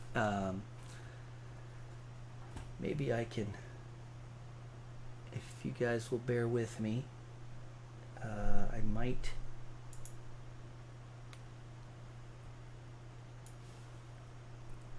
be able to pull a picture up. Hopefully I can do it very quickly.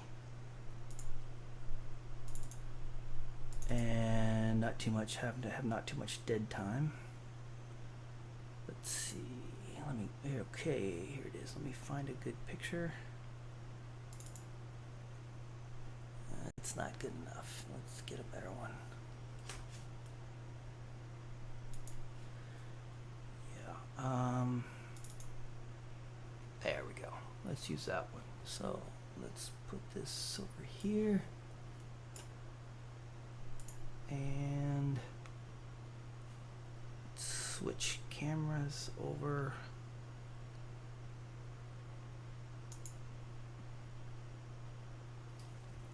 And you can take a look.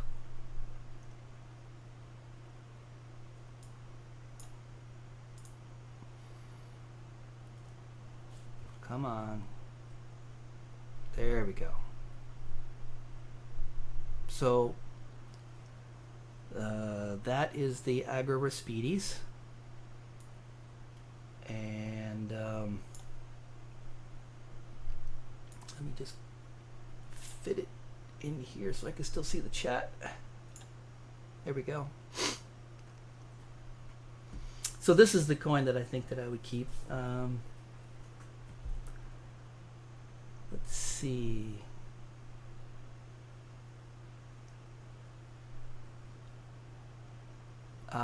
Okay, your 1889 was not the Carson City. That's okay though. Bowman has a 440 BC Athenian owl. Wow. Okay. That's getting way back there. You're talking like back in the... Is that a Turkish coin? I know Athenian owl was Greek, so it's a Greek coin, but you know, the Turks were the first ones to actually use silver coins, so wow. Hope you didn't have to pay too much for that.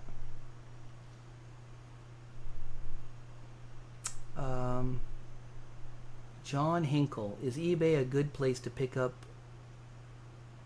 some up? I just feel like most are fakes. Yeah, John, you know, when you're dealing with eBay, you've really got to be careful. Now, if they're a trusted eBay seller, you know, eBay will help to make sure you don't get ripped off. You know, they have policies in place and they can arbitrate on your behalf, and so there is some insurance, so to speak, but be careful, especially if you're buying something extremely valuable. I would be very hesitant about doing anything other than face to face. If you're talking about, you know, gold pieces or something really expensive. Tori G says Spanish Real. Excellent. Okay, that's what I thought.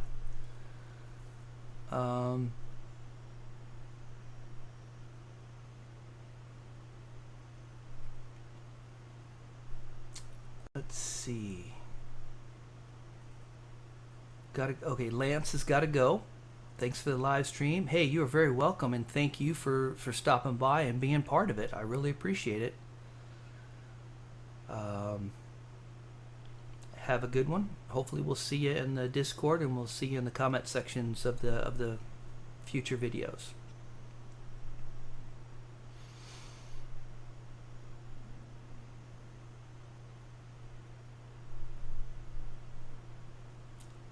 Scrap Hoard and Tinker and Fun.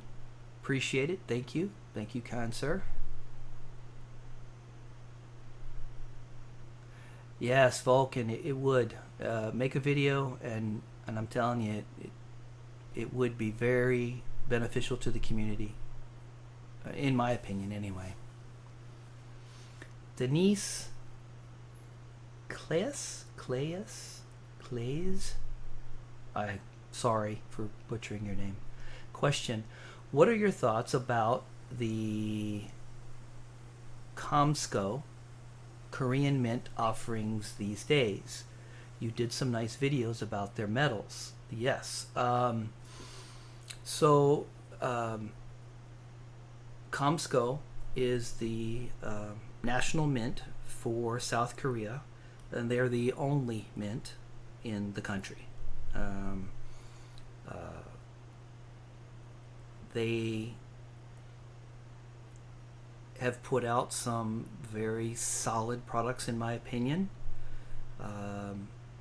They have some innovative anti-counterfeiting technology that's going into their coins. It's very innovative. The quality of their coins is improving. It's good. It's very good, and is improving.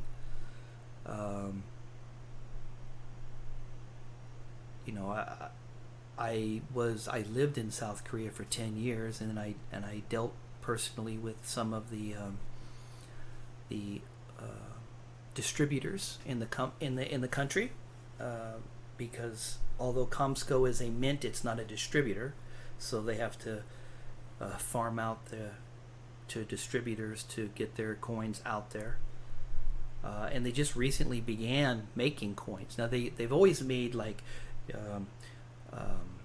commemoratives and Olympic commemoratives and Olympic medallions and things like that, and they make all the clad currency for the country.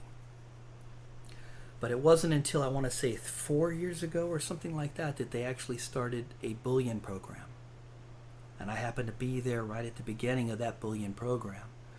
And so Today Coins Limited, contacted me, and I began a relationship with them, and was able to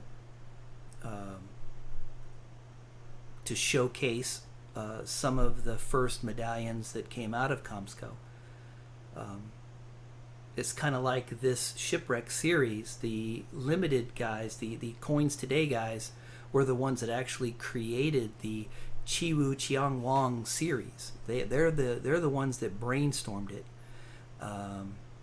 and then used Comsco and their artists and sculptors, and they took the concept and turned it into a reality, into a fruition. So what are my thoughts about what they're offering these days? Their Tiger coins are okay. I'm not a big fan of the latest Tiger coin design. That's just me personally. I do like the Tiger design of the one that I did a review on. I thought there were some quality issues with it, but the design I really liked. Their medallions, as far as the qzju series, I'm a big fan. And the Zishin series, I'm okay with that. I like the fact that they used a different approach to the calendar, the zodiac calendar. They use the Asian influence and the Asian deities, and that's what each of the Zishin, each for each of the zodiac symbols. So yeah, I like that. So I'm okay with what they're putting out. I mean, they got some stuff I like better than others, but overall, all in all, they're putting out some good stuff. Oh, did I buy the Ghost? No, I didn't. I don't like the Ghost. I'm sorry. I hope I'm not disappointing you, but I didn't like the shadowy. It didn't reach out and just grab me. It didn't make me want to buy it. It's not bad. It's not poor quality. It's good quality. I just didn't care for the design, and like Vulcan said, I'm trying to stick as close to spot with my recent purchases, unless it's something I'm doing a video on, a review on, and even then I only buy a single coin or 2 coins. So no, I did not buy the Ghost. Did you buy the Ghost? And if so, did you like it? Let me know. Jonathan says, did anyone see the 30-ounce silver statue of the qzju in APMEX? Yeah, I knew that they were doing a statue series. It had been in the works for quite some time. It didn't actually get released because they didn't feel there would be a market for it. But thankfully, because of the qzju medallion series being very successful, they were able to go ahead and push forward with the statue series. I was fortunate enough to actually be aware of the statue series 5-6 years ago, long before it ever became public.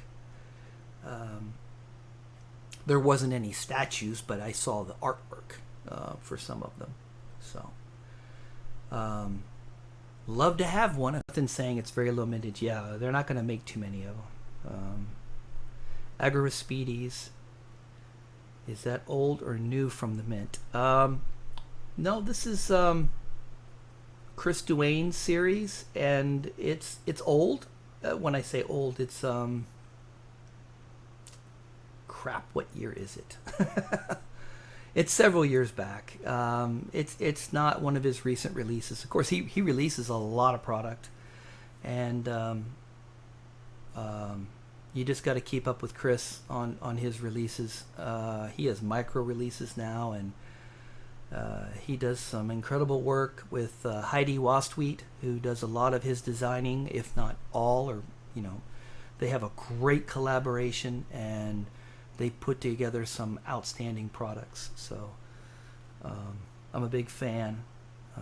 I'm not fond of all of his designs, but there are many that I do like quite well.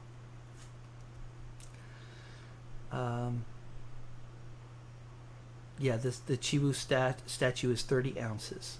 What did you say, 300? Or not 3? Oh, okay. Yeah, it's big.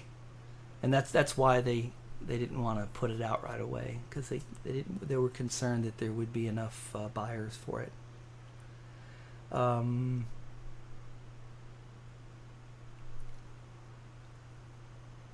Oh, clays. Thank you, Denise. I appreciate the correction. Clays. Okay. Sterling Cannabis, good afternoon, everyone. Good afternoon to you, sir. I've already read some of your comments from my comment section earlier. But thank you for being here, and fire away if you have any questions or comments for us. Let's see.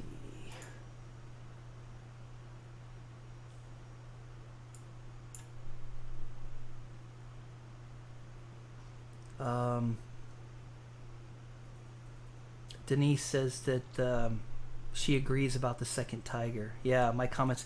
The design is cool. I mean, the idea is, the claws come down and, rip open a tent or something, and you can see the tiger through the fabric or whatever. I mean, it's clever. Don't get me wrong. It's innovative and clever.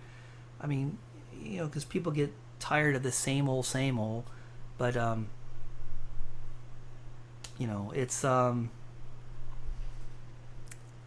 it takes away from, I don't know, it's a little bit too distracting for me personally.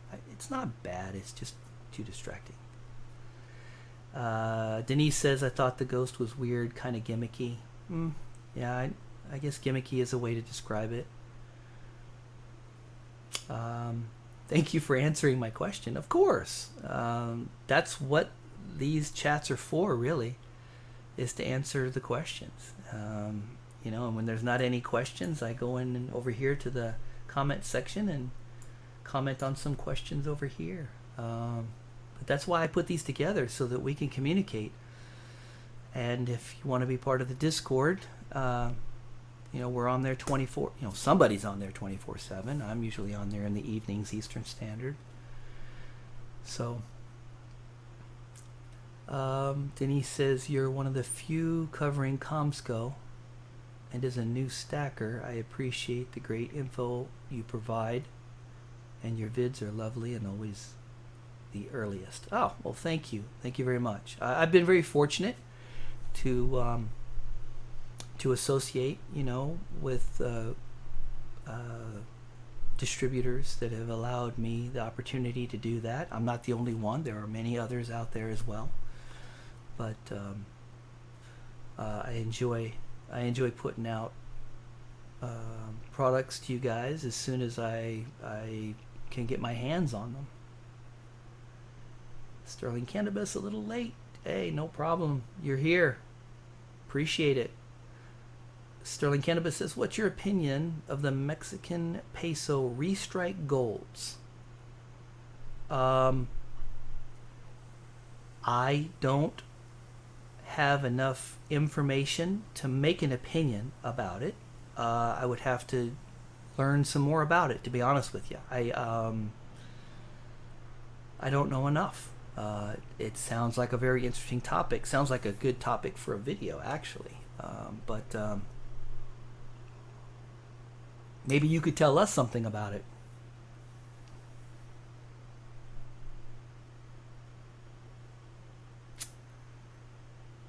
Let's see.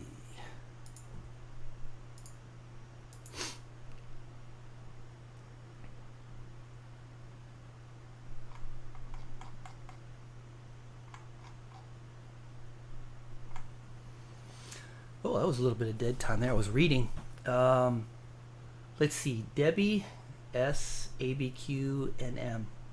I wonder what that means. If you know what, is that an anagram or whatever it's called? So I joined Discord a while back to follow Silver Torch66, and I'm visiting there now, but I'm not allowed to post any messages. Ah, okay.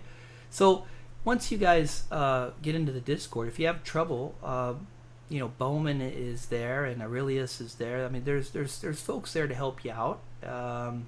Ask some questions, and you should get some pretty quick responses. And if you don't, then by all means, push an email my way or whatever, and I'll get you straight.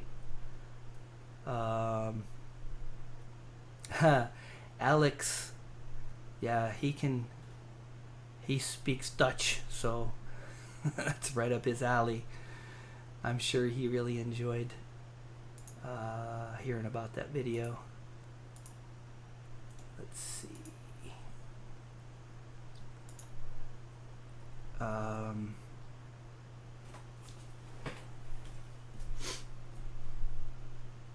Let's go down a few, and let's see.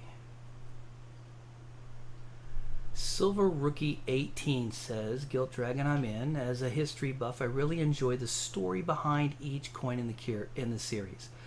The fact that they continued to sail on the smaller boat and made it and didn't find the others is a mystery that may never be solved.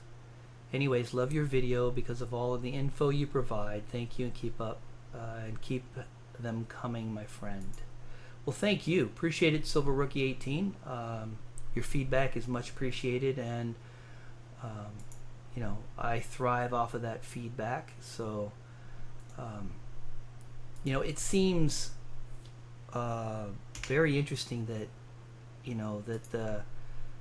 the 6 guys, the 7 people, they made it back on the small boat, but the 68 people, they couldn't find them. They couldn't find any trace of them. Maybe they went inland. I've seen that there's stories of the Aboriginals. There's European traits in some of the Aboriginal DNA going back that they feel that are from these shipwrecked Europeans, you know, that inculcated into the southwestern Australian Aboriginal societies. So yeah, really neat. Let's see.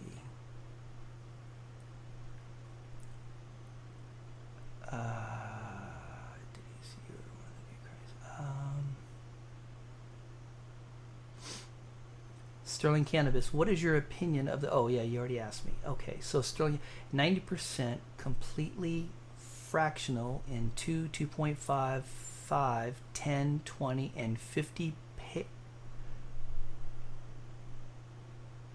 peso from 1.4 grams up to 34 grams. Okay, that's all. That's an ounce. That's a little over. So restrikes, not first minting, all have the same year, something like 1948. Yep, I'm kind of embarrassed that I don't know anything about it, but it sounds very intriguing. Sounds like something worth doing some research on. Very cool.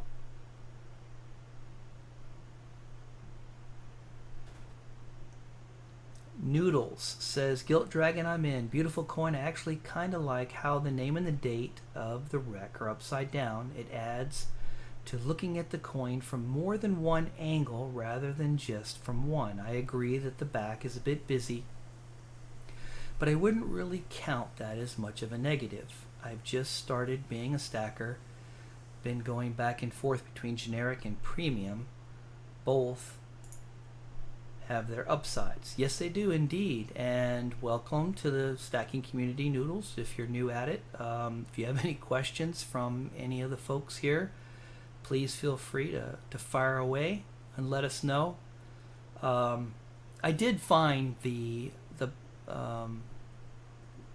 obverse of the Gilt Dragon to be a little busy at a distance.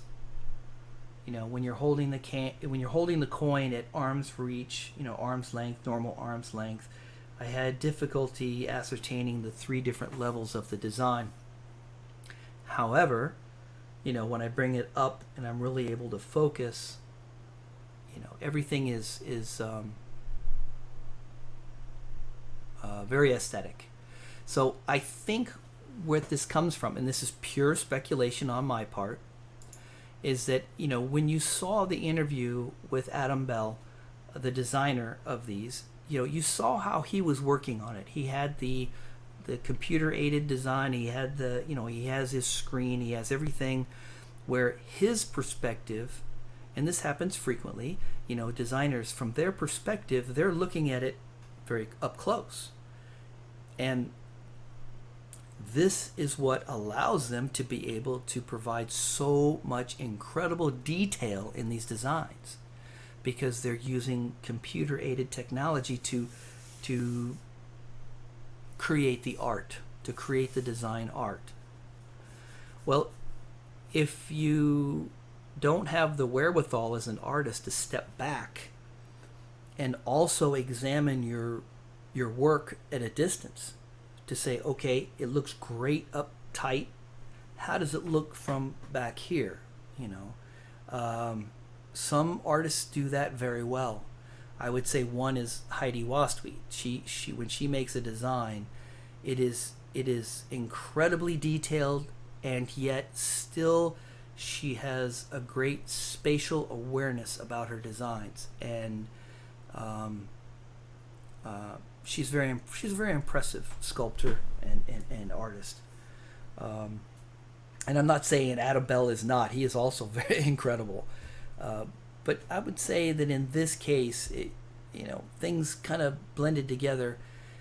And in the video, I gave him a little bit of, you know, consideration, because I know that when you talk about water, ocean, water scenes, It's very, very difficult to divide scenes, to divide sections of a design when you have a water scene in there. In order to create the flow of water, you have to make things busy. A prime example of this is the Noah's Ark coin. Also, it gets, a lot of the design kind of gets busy and gets lost, but it's not of any fault of the designer. It's just the way it is. So, let's see. Captain Cook enjoyed your collab with Silver Dragons. Yeah, Silver Dragons is amazing. I really enjoy his content and his very enthusiastic approach to the way he presents his content. He's fun to watch, and he puts out a lot of solid, relevant information. I'm a big fan of Silver Dragons, and I was very happy to collab with him and would do it again in the future in a heartbeat. He's a great guy.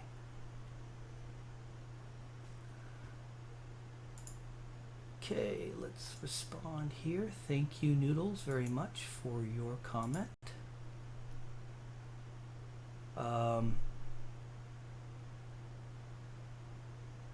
Curtis White, this is about the Aztec silver round.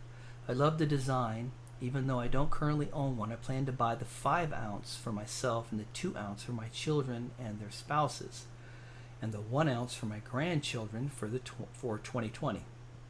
Great video featuring this coin. Excellent. Yes, I would love to see the 5 ounce up close. I will bet you anything that is just an amazing piece of artwork in the 5 ounce size. So yes, thank you, Mr. White.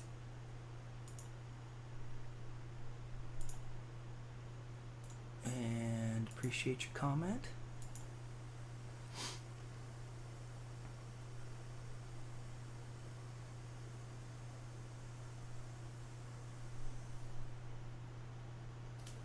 V. Peters, great topic. Oh, this is about silver stacking, how much to pay over spot. So this is great topic. I'm new to stacking, but found this website to compile good data on the cheapest silver prices available online in one place. They may not cover all dealers, but they cover the big 10 or so. I'm finding not enough discussion on the below spot price, sell price of various forms of silver when considering the actual value of the spot price. It seems to me the spread of a particular form of silver should also be considered. Does the spread vary depending on market conditions?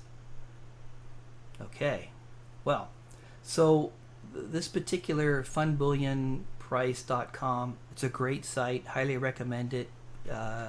Use it to dial into recent price deals for whatever it is you're looking for.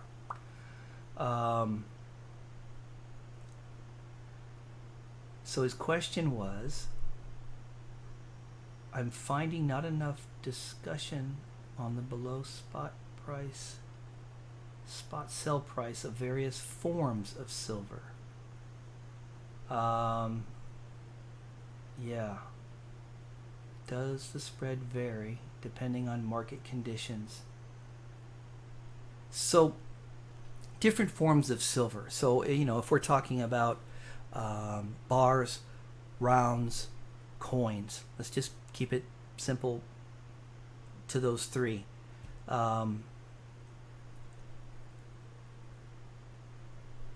Depending, the spot price is going to be the same. It's the premiums that are going to fluctuate and be different. So depending on the popularity of which form of bullion you're talking about is going to depend on its price. But the spot price should be the same. The melt price should be the same.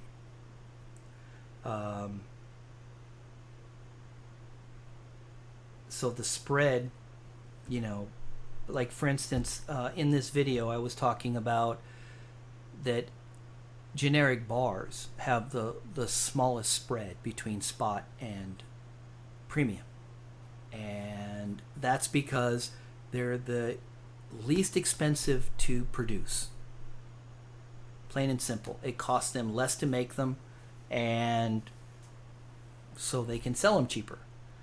So when you're talking about getting the biggest bang for your buck, bars is stand down. Well, bars is one of them. You know, you can get shot. You can get silver shot. The only thing I don't like about silver shot is it doesn't have the purity, weight on the actual piece, and that's why I'm not a big fan of using silver shot as a form of bullion, even though it's even cheaper. I mean, if you buy silver shot, like all of the pourers out there, I'm sure they buy silver shot to make their pieces, you know, to pour their pieces, because it's probably the cheapest out there. I think Vulcan is probably not in the chat anymore, but we could ask Vulcan next time we see him, because he's an outstanding pourer.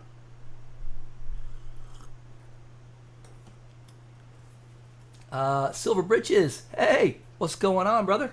Good to see you. Welcome. If you got any questions or concerns, you know, fire away. Let us know what's on your mind, and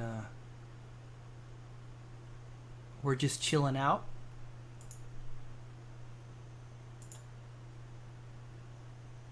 Let's see.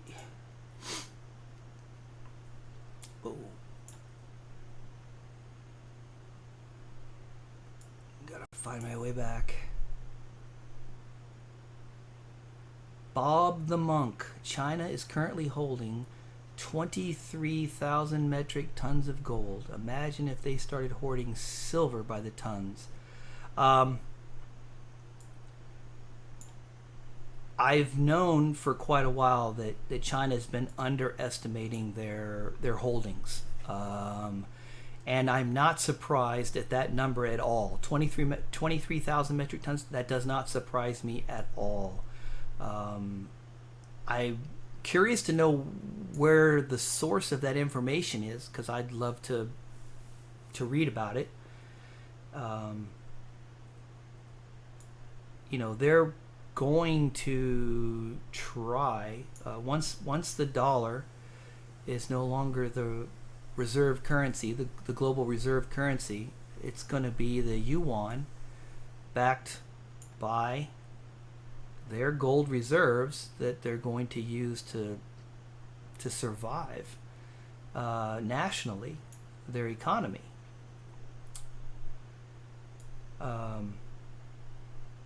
That's their plan anyway. And if you look at the Belt Road Initiative, if you've ever seen my video on that, you'll see how they're creating a network of trade routes, because as you know, China exports everything. They're an export nation.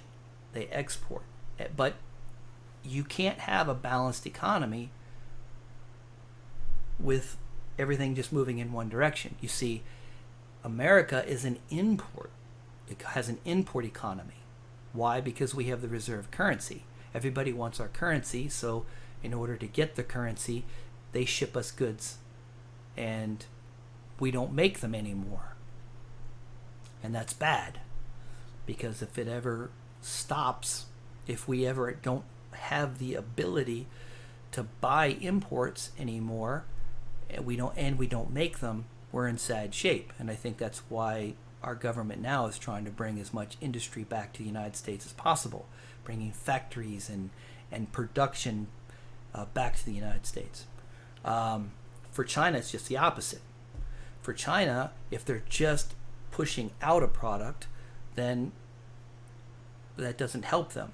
That doesn't balance their economy. So they are creating these trade routes so that they can have a more balanced trade with exports and imports, so that they can bring things in.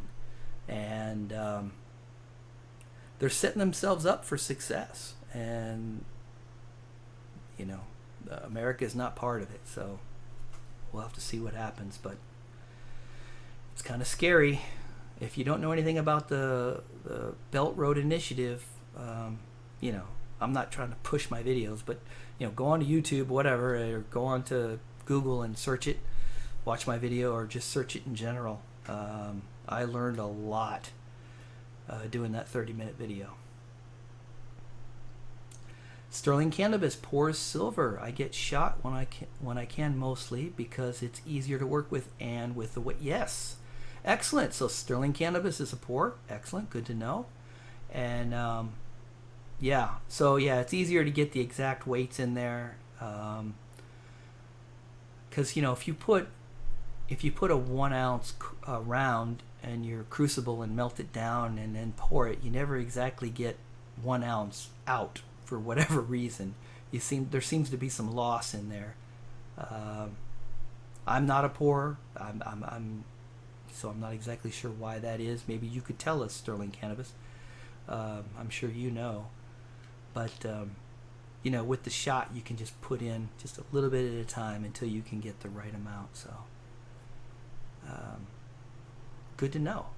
Silver Britches, they're building islands also. Yes, they are.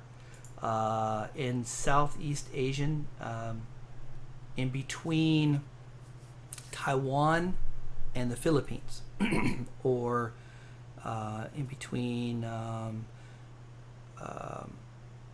Indonesia and Taiwan, or you know, they've created an island out there that they're using for a stepping stone to be able to get aircraft and supplies so that they can well, I'm speculating. I'm a military guy, so I'm all about strategy, and you know, when I have my opinions about it. But anyway, it's very dangerous for the rest of Southeast Asia that China has that little outpost there. It's going to be interesting to see how that continues to play out, because nobody has pushed them off that island. As long as they have that island, no one else in Southeast Asia who has claim to that space, that water space. There are several other countries that have international claim to the space where they created that island, but nobody has the clout that include, you know, the military and political and financial clout that China does, and that's why they're winning. So, yeah, South China Sea. Yep, that's where it's at. Hopefully I got my geography right. If I didn't, please correct me.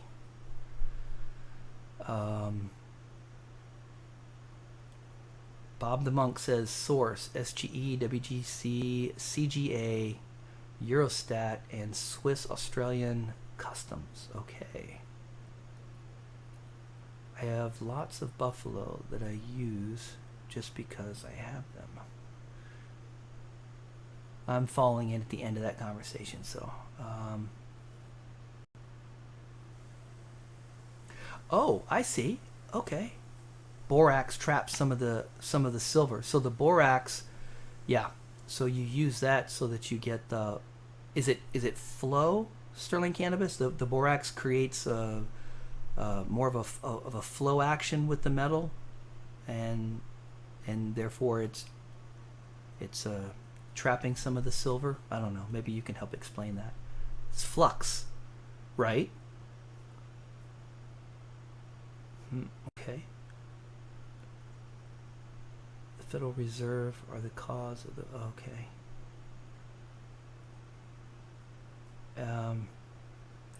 Yeah, don't get me started on the Federal Reserve. Oh my God. You'll never get me off of here if you get me started on the Federal Reserve.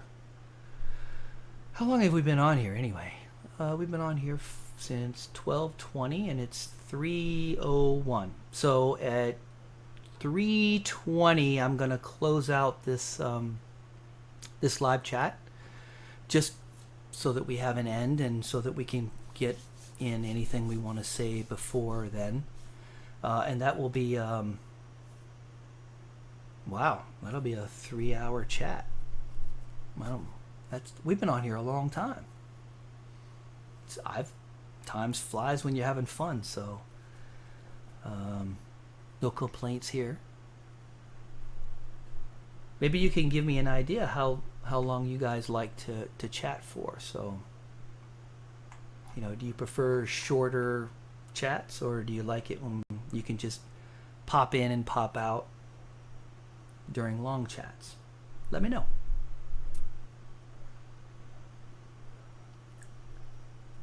Let me go over here to the comment section while you guys talk about. Let's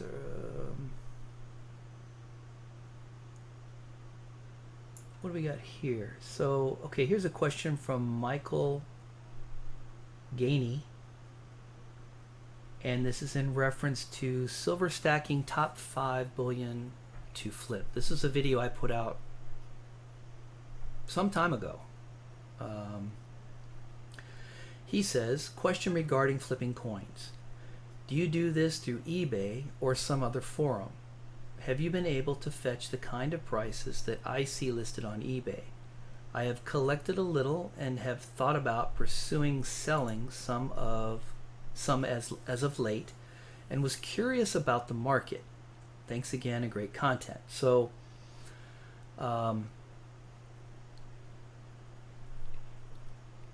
bottom line is, yes, you can get just about any price through eBay.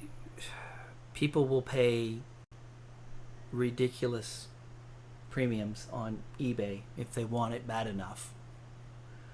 Now, if the market's saturated with the product, you know, again, it's the laws of supply and demand, you know, and if you price yours a little bit under everybody else's, you're more apt to sell your product before they do. That's just simple economics. In forums, though, yes, you can sell them in forums. You know, when you really get something that's high in demand, especially like the Swan coins, and I have some, and I do want to flip the ones that I have. So if anybody's interested, whatever, let me know offline. Because I've got some qzjus that I want to flip, and I also have some swans I want to flip. So, but getting back to your question, Michael, you can get those kind of prices. You certainly can, and there are more than one market that you can, secondary markets that you can go to.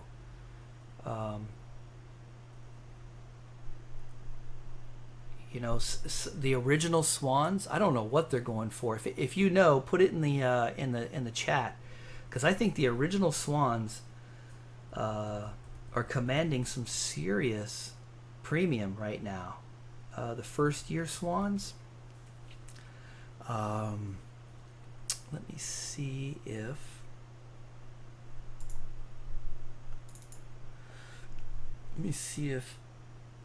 I've got.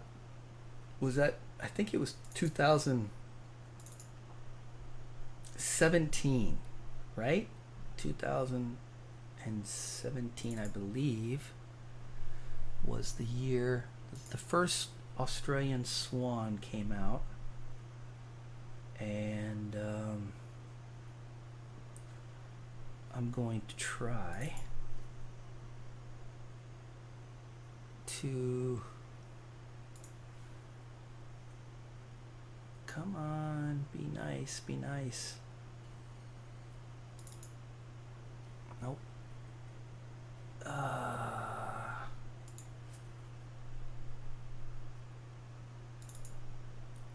Let's just go with that one.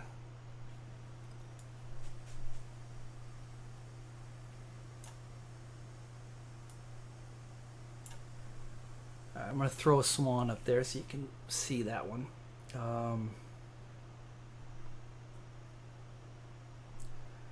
What have we got here? So, Silver Britches, join the Instagram community. You can avoid the fees from eBay. Nice. I am not a member of the Instagram community, so maybe I could learn something there. Not for any reason. It's just that I'm an older guy and I'm still learning social media. Oh, Sterling Cannabis, if you closed it after 2 hours, I would have missed it. Yeah. Yeah, he's talking about when I started the live chat. And this was all really souped up in the beginning because of me. It's my first one, and but hopefully we'll get announcements out in time, and people will get the information and the announcements, and everybody will know ahead of time. So but I do get your point, so point taken there. We'll keep that into consideration. Yeah, the swan. So if anybody knows what they're going for right now on eBay or in the secondary markets, anybody have an idea what these swans are going for? Let me know. And I also want to take a look at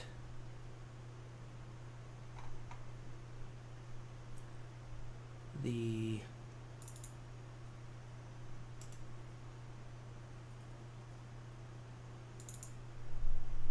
right. Let's take a look at this one. Bear with me here. That's good enough.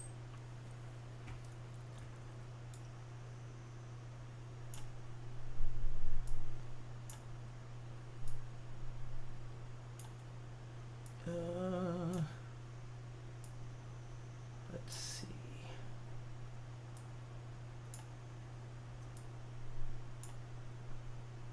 There we go. Okay, so eventually you'll see these two pieces.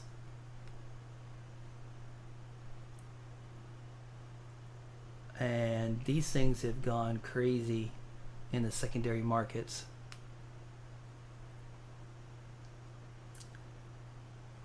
Silver Bridges says 55 is the lowest that he's seen. So 55 for the swan. Yeah.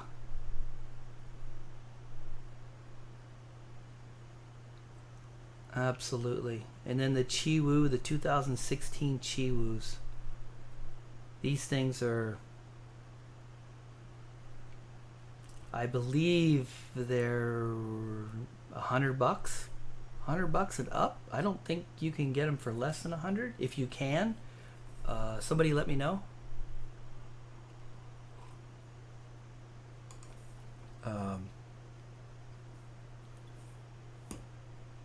But talk about flipping high premium stuff. Right now I don't want high premium stuff. I'm trying to get rid of all my high premium stuff and use it to just get more weight. I want to increase the weight of my stack.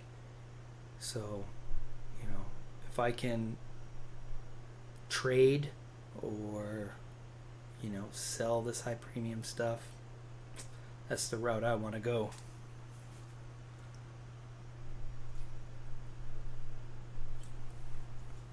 Okay, let's so hopefully that answered your question, Michael. Thank you very much for your comment. Appreciate it.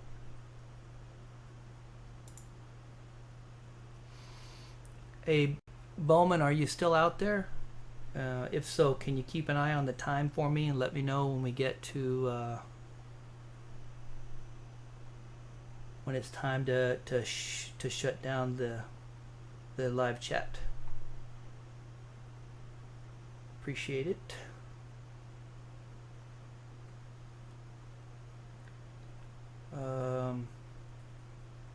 Oh, here's Silver Britches comment. Literally just saw this video right now. Your top 3 are the same as I have chosen as well. excellent video, brother, and I look forward to the upcoming package. Well, thank you, Silver Britches, and glad to see you in the chat as well. Yeah, that top 5 coins to stack, I did that one some time ago as well, and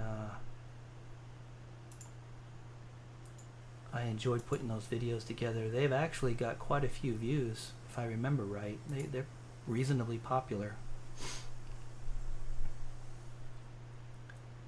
Dennis says, very well thought out presentation, and this is for my video Silver Stacking for Beginners, what to buy. So I talk about what to buy in that one. So for you, for the new stackers out there, that might be something worthy of your time. But Dennis, I appreciate your comment. Thank you, kind sir.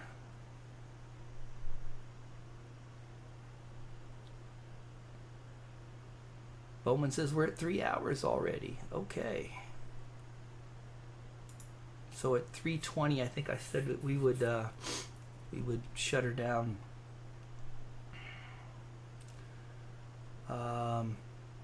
David Johnson, this is on Cull Silver Eagle purchase. What a great deal. He says, this is great. Would like to see a follow-up video when you eventually sell these.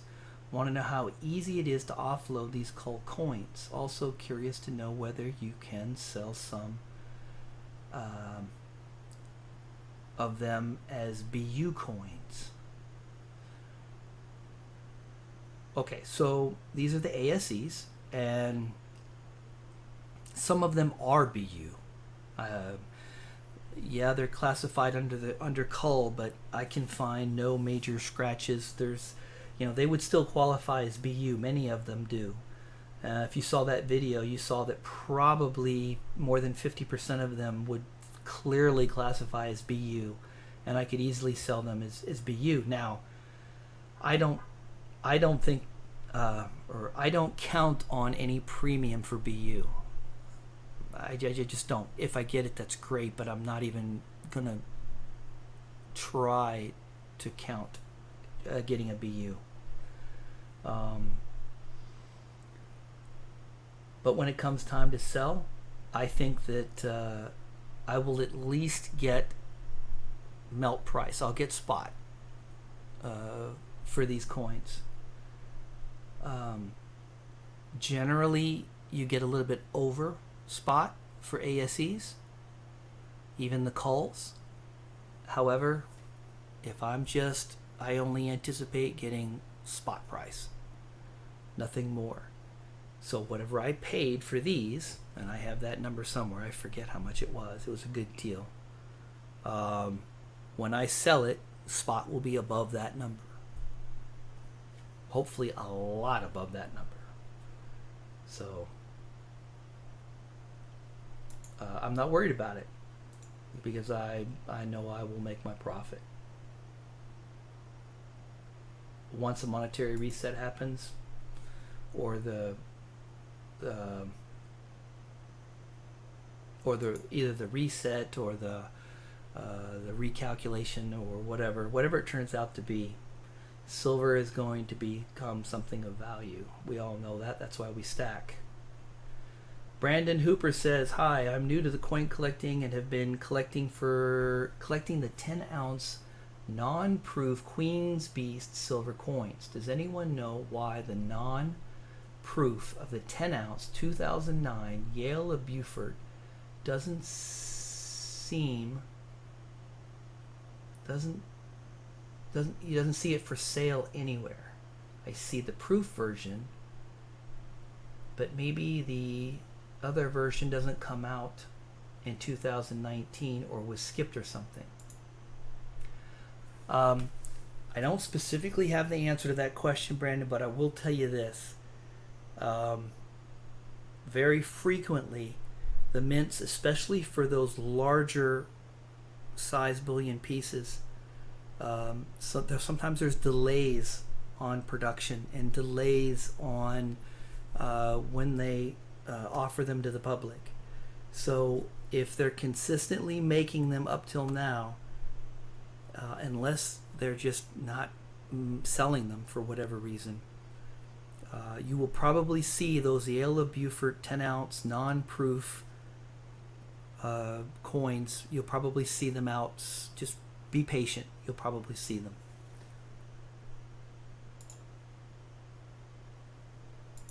Okay. Thank you for your question.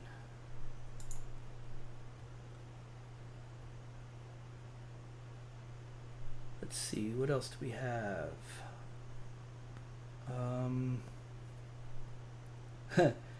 Joseph says this is in reference to silver stacking for beginners, what to buy. This video is life-saving. Watch it weekly until it's 100% memorized. Okay, thank you. That's a tremendous compliment. I'm glad that you found the content useful. And let me know if there's any other subjects that you want me to touch on, or perhaps I already have, and I could steer you towards a video that I've already done.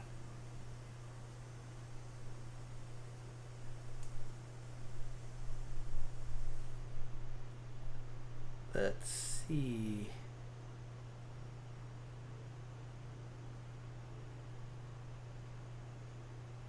This is from Gold Ass Sayer 93555. He says, Silver Stackers, what will you do when it's time to spend your stack for food and fuel? It would be good to know what silver could buy. In 1913, before the Federal Reserve Bank started inflating the money supply with paper money backed by nothing.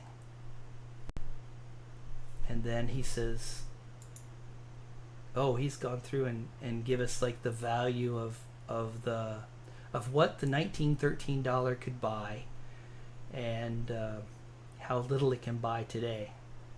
Yeah, we talked about that earlier in the chat, in the live stream, that the dollar is basically has, you know, less than 6% of its value of what it originally had. It's crazy. It's the value just doesn't have, the dollar doesn't have any value anymore. And the only reason that it does is because it is the world reserve currency. And as soon as it's no longer the world reserve currency, the dollar will probably cease. So have a great weekend. See, Sterling Cannabis, have a great weekend. I like this and we'll come back. Thank you, Sterling Cannabis. Appreciate that. Glad you enjoyed it, and thank you for spending the time with me. We're going to be shutting down here in a minute or two anyway, so I appreciate to everyone who's been a part of this, spent the time with me, and we'll set these up on a regular basis and see how well they do, and hopefully I'll announce them. Thanks, Bowman, appreciate it. Bowman's a big part of helping me to make all this happen, so I really appreciate everything that you do to help me with the Discord and with these live chats, and on all your support and your friendship. I really do appreciate it. So, thanks, Silver Britches. Appreciate your support as well. And you guys have an awesome weekend. And I know I will see you all tomorrow at noon for the giveaway. So, we will put up, this will be the screen here. We'll put up the giveaway screen.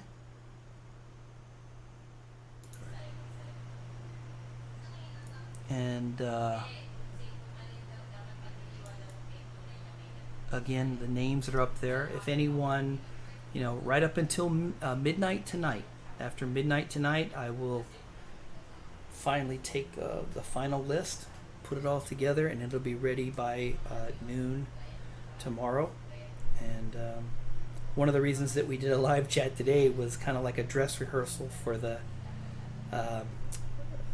giveaway tomorrow, so we can work out some of the kinks today.